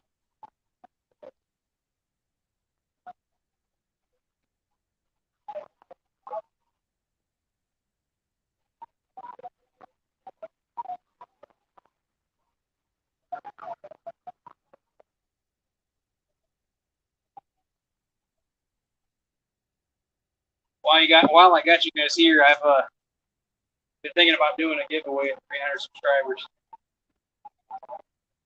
Are you? Yeah, winner gets to pick either a $30 set of biter alarms if they're into carp fishing, or something else, $30 catfish related. I haven't decided on that yet. It would be winner's choice. That's cool.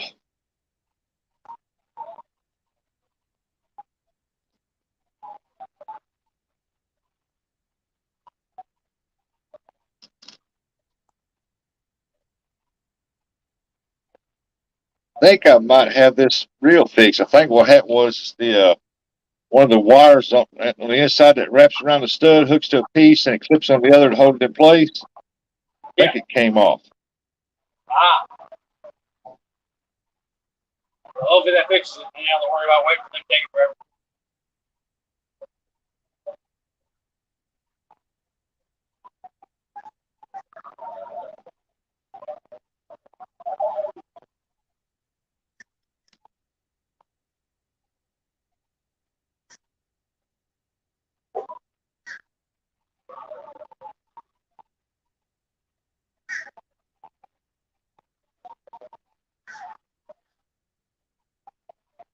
Oh, looks like Daryl's going to head up to the river.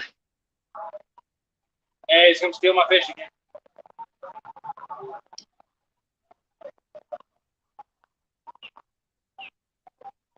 One of these days, I hope Daryl will invite me to his boat. You see what Daryl put in there? I feel like I made him mad or something. He didn't invite me to go fishing no more.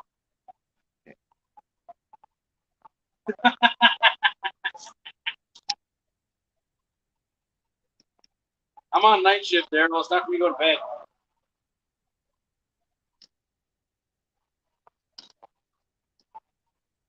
What's up, Fish Digital? Yeah. Fish Digital. Oh, I know, man. That's it. What's up, Brian B? You missed a smallmouth buffalo carp. That's about it. I had one take on the flathead rod. Didn't hook up. And then it snagged up. And I still have one bluegill out there, but I think he's probably dead. He ain't even moving. I would try to catch more, but it's not for me to start thinking about going home and go to bed. And yeah, AJ is my name for work because my boss's name is Anthony. He refused to be called old Anthony, and we knew Anthony. Anthony's my real name. Antonio is what Daryl calls me. Tony's what some other people call me when my wife's not around. She don't like it. I got a whole plethora of names. I'll answer pretty much everything except for late for dinner.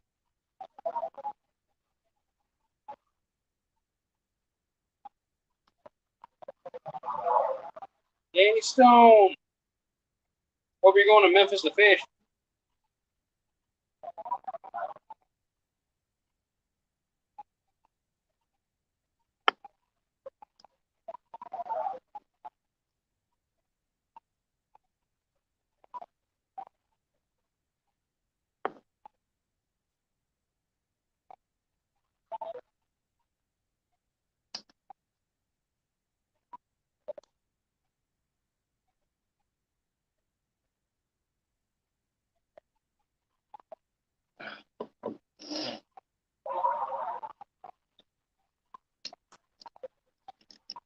Morning, Blue. Thank you for the rod. Looking forward to using it. I have not had a chance to put a reel on it yet.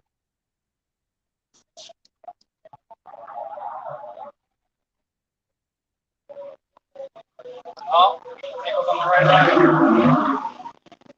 Come on, baby.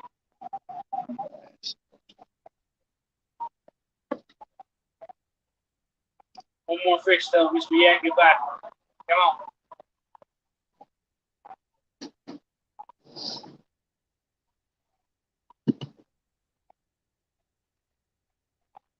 J-Dog said, look, Brian came in and brought his dad with him.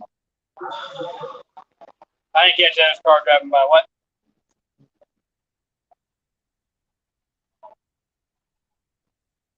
What'd you say, Rusty?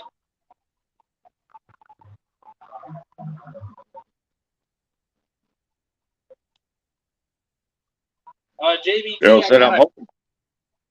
I got a sweet feed boilie on the left rod, and I got corn on the right rod, and I got a bluegill on my last catfish rod. The other one got hit. I didn't hook up, and it got snagged.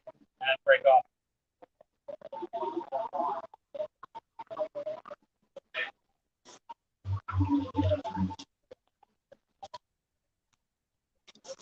And again, I'm sorry, Rusty. I didn't hear what you said a second ago.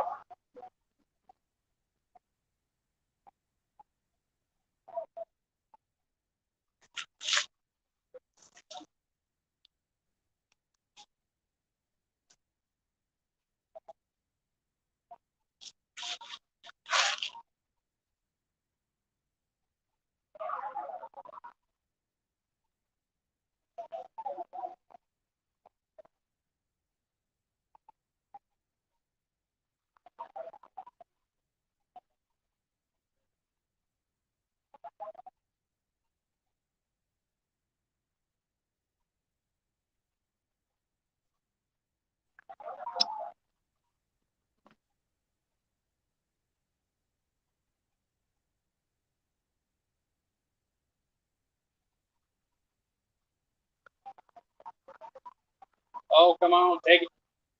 Quit toying with me. Hey, there's Uncle Lou's in the house.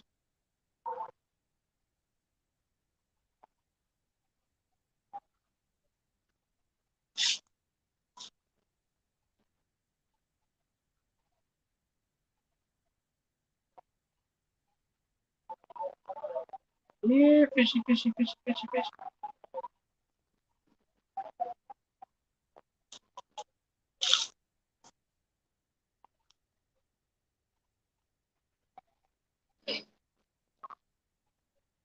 Oh, and JBT, I am not using a pack bait this morning. I'm just using hair rigs over an area I put bait in yesterday and this morning.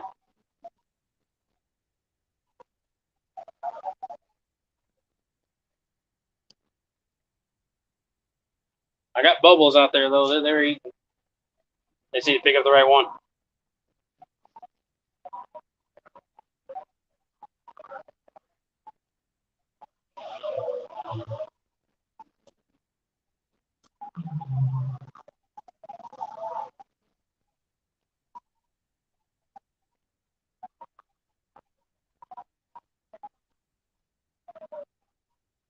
JBT said, Yak, I'll be going live later this evening. I'm going to try and do a 12-hour live stream, but it shows rain at 2 a.m., so we'll see how long it lasts. Well, I will be at work. I end up being on one more week at nights because one of the guys got sick at work, so I will hop in when I can. If you're lucky, the rain will bring some pre-storm monsters. I usually have pretty good luck with carp right before it rains or right when it first starts.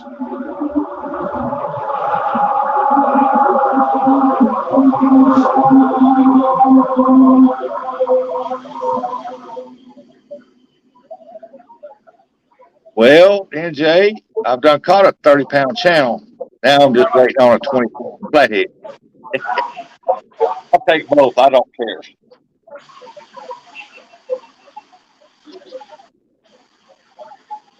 I'm catching a 30-pound channel, though. He's talking about a fight.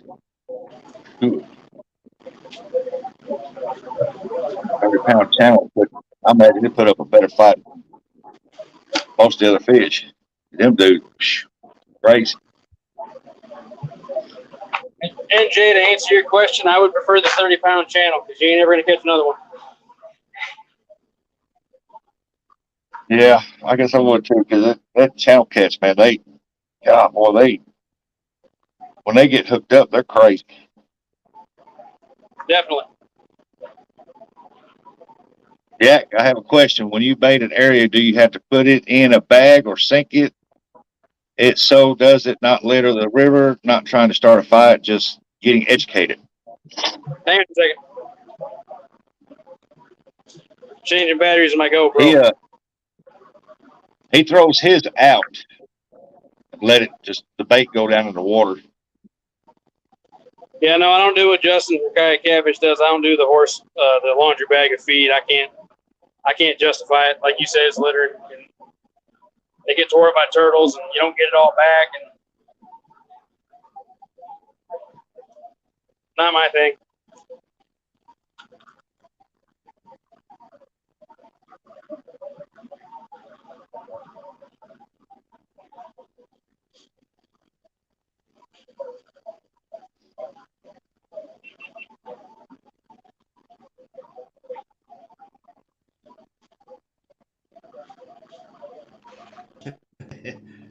Yeah, NJ likes the slingshot.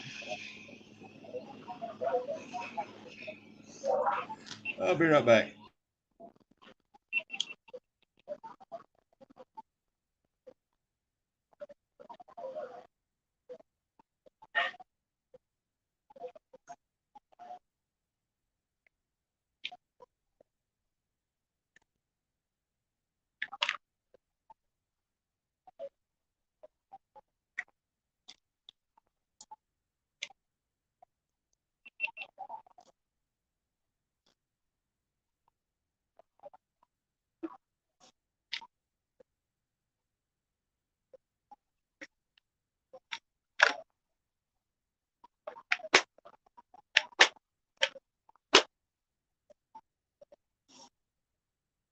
I mean, that's true, Daryl, but I have no problem just taking a shovel and making a pretty clean spoon.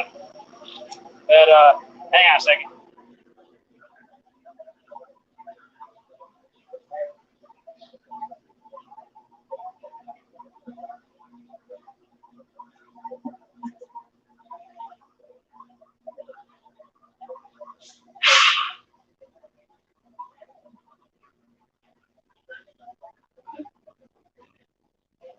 Yeah, NJ, I prefer the PVA mesh.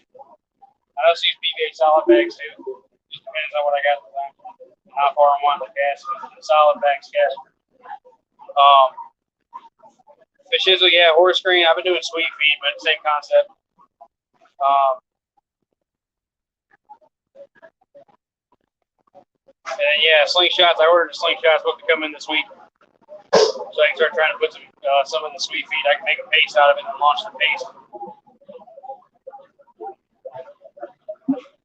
So there's different options to bait, but yeah, no, I prefer to throw mine out rather than using the bag and sinking it. Just like you said, it is littering. And I fish on the river a lot instead of a lake, so the current would carry the bag down when it was empty. So it really doesn't do me any good to use a bag.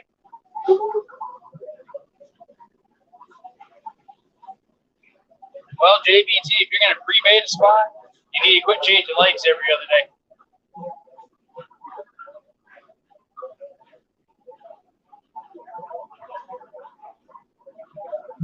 I think it's worth it. I mean, I don't fish here normally. That was another buffalo. I don't normally fish here. I usually fish up the creek a little further. I have caught one carp here in the past, just on a whim.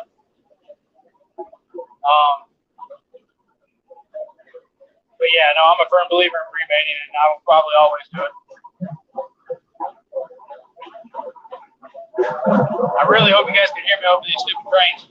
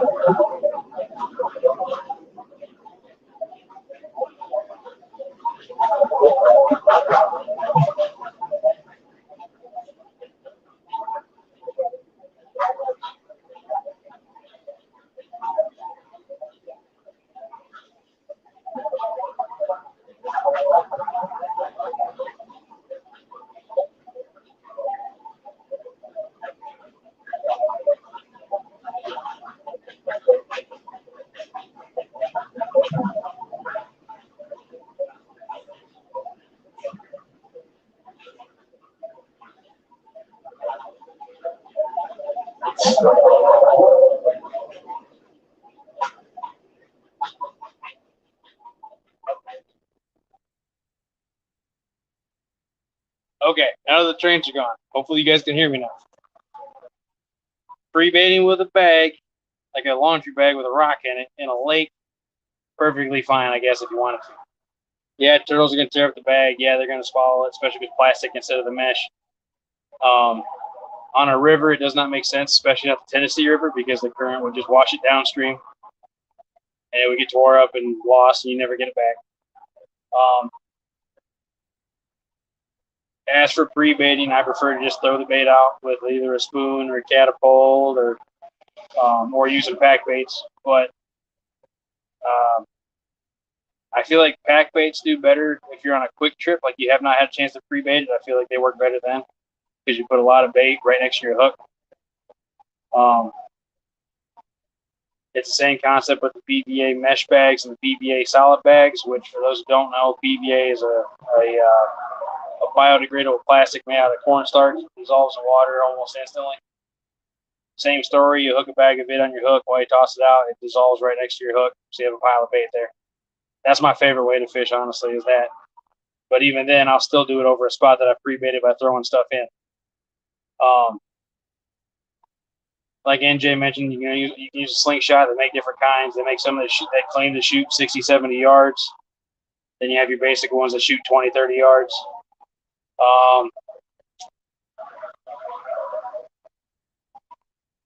If you really got the money and you're feeling froggy and just feel like blowing money, they make these little RC boats that carry bait out that you can drop them over a spot with that.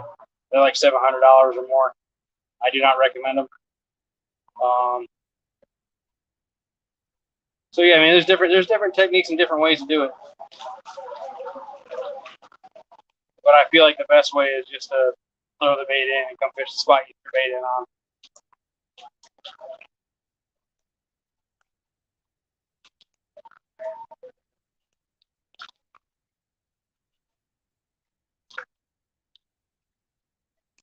See you, Daryl.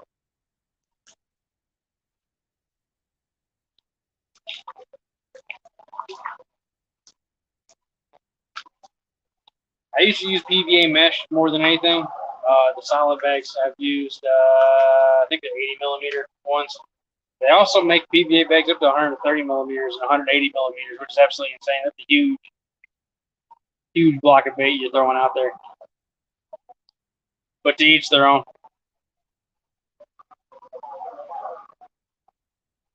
Well, I have not gotten any more bites in the last 20 minutes. I'm going to leave my carp rods in the water, obviously. I'm going to go ahead and reel this catfish rod in and start packing up the extra stuff. And we'll see if we can sneak in one more carp bite. But for those of you who are still around and haven't heard, I will be doing a giveaway at 300 subscribers. I will be giving away either a carp package or a catfish package. The carp package is going to have a set of bite alarms. And the catfish package is yet to be determined, but it'll be roughly $30 in value, give or take. And winner gets to pick which package they want. So let your friends know, let your family know. Like I said, once we get 300 subscribers, we'll do a giveaway for But yeah, so I'm gonna go pack up this extra stuff. Thanks for sticking around, and feel free to chill out for the last couple minutes while I do this. I think for sure we'll call it at 9:30. At 9:15, I'll probably reel them both in, put more corn on it, and send them back out for the last 15 minutes. NJ.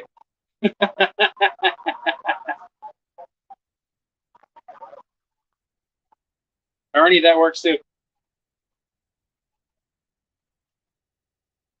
That day that I did that fishing challenge against NJ, I was up to my chest in the water throwing bait out.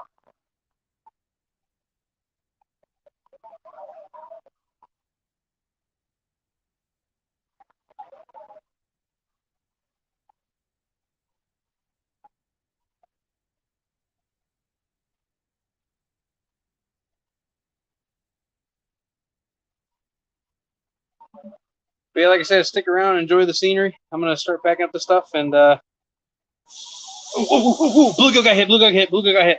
Hang on, guys.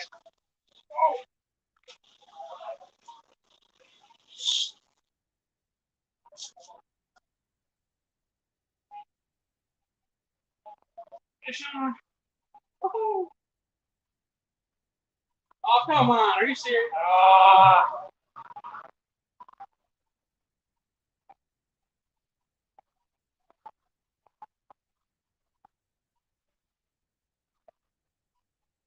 Oh, he's still on it. Maybe not.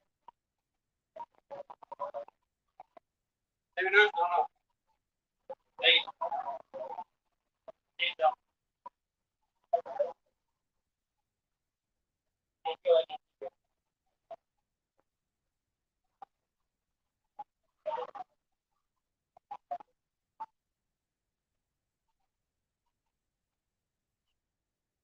ran off like a cat or a trick.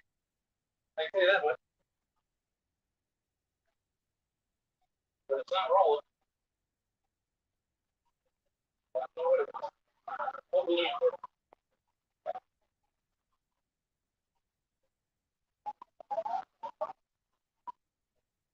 What?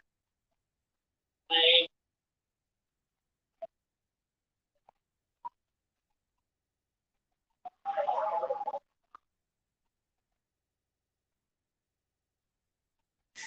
No fish. I know you guys can hear the reel screaming off. I'm getting sick. No bluegill. So, bye, humbug.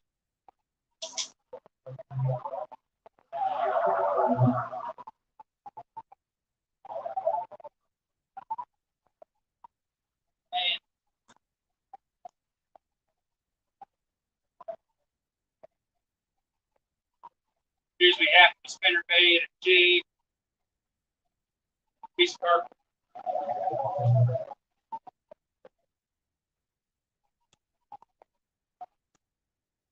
Man alive. Bet it was a gar.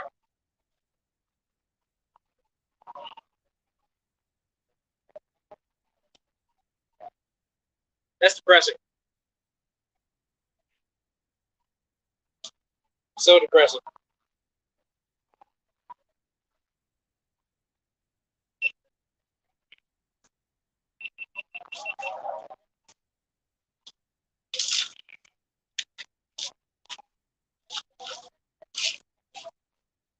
Oh.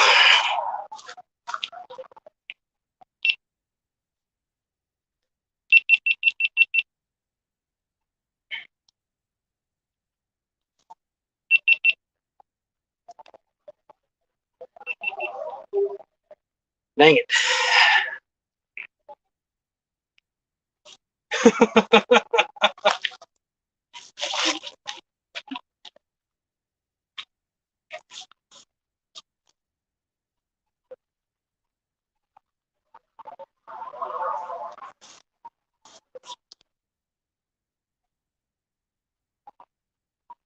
Yeah, I know. I did. I guess the fish heard me. Thought it was his last chance to get the bluegill. I'm willing to bet it was either a gar or a little blue cat.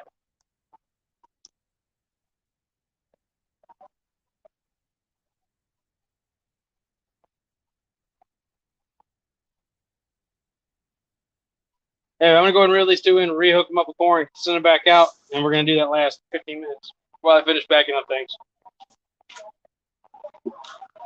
Because I'm a firm believer you leave the rods in until the very end. You do ignore these alarms; they're not actually good.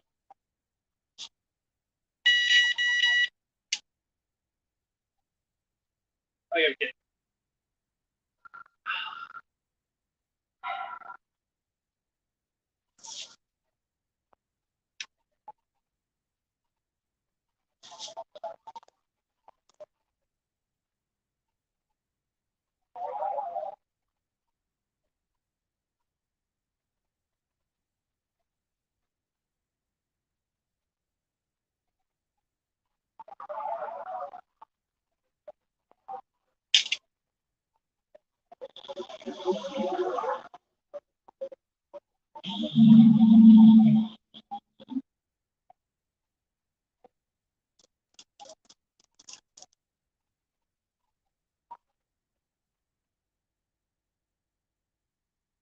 Snake is pretty good. I lost my sinker and my hook.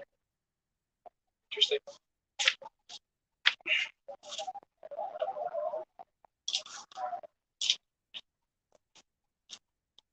I'm actually gonna leave the last rod out because I'm afraid it's gonna be snagged.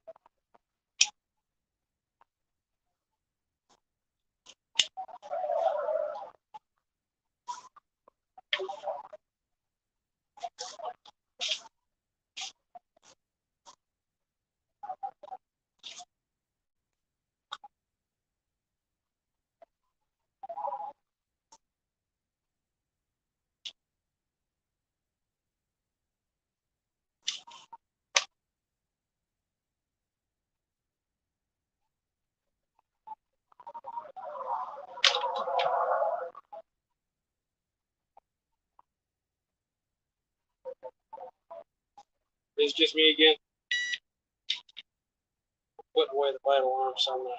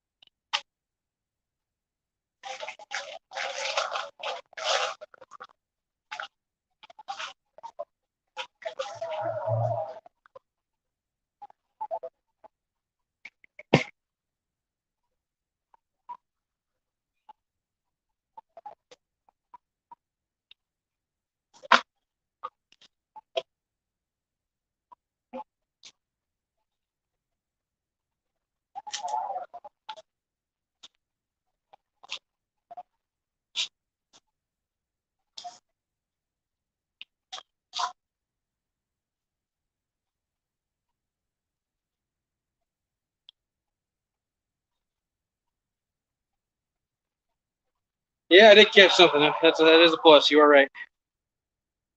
But I'm gonna go ahead and end this live stream, guys. See, not really. There we go. All right. Well, guys, thanks for joining me this morning. Let's see. Total recap. Bluegills kicked my butt for 4 hours. Couldn't catch any. Had one nibble on the carp rod early. Had one liner, which is where the fish runs into the line but doesn't hook in their mouth early. Then it was nothing. Closer to around 5 o'clock, 6 o'clock, finally caught some bluegill, threw them on the catfish rods. Before that, actually, I'm sorry, before I started catching any bluegill, I hooked into that one fish with the bait rod. Have no idea what it was. It just took off screaming across the river. Almost schooled me, broke the line. It was only a 6-pound test.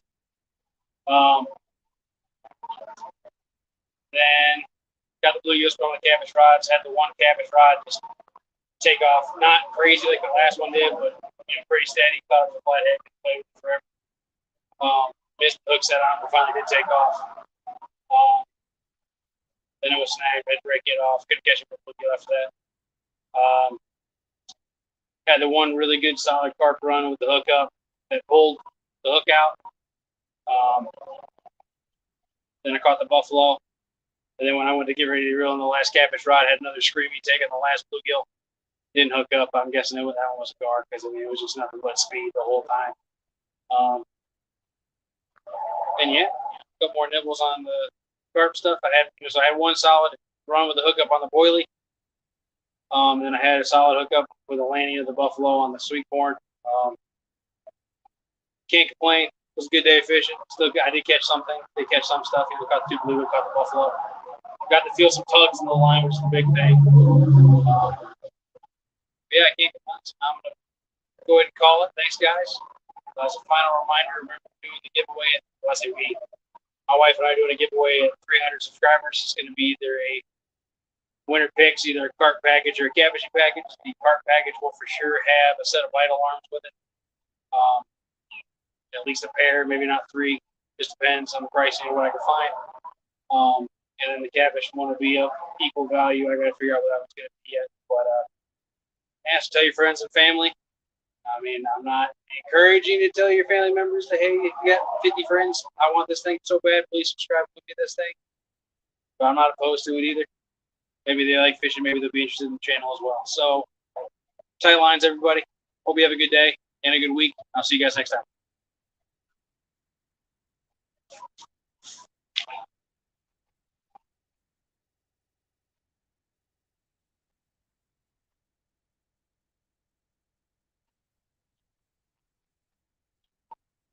Randall, you caught it right at the end, buddy, but good morning. What I said to them, I say to you as well. There's a giveaway at 300 subscribers. It'll be either carp or catfish related. If you win, you get the pick. But I hope you guys have a good day. Hope you have a good day. Hope you have a good week. Get some fishing in if you can, and we'll see you guys next time.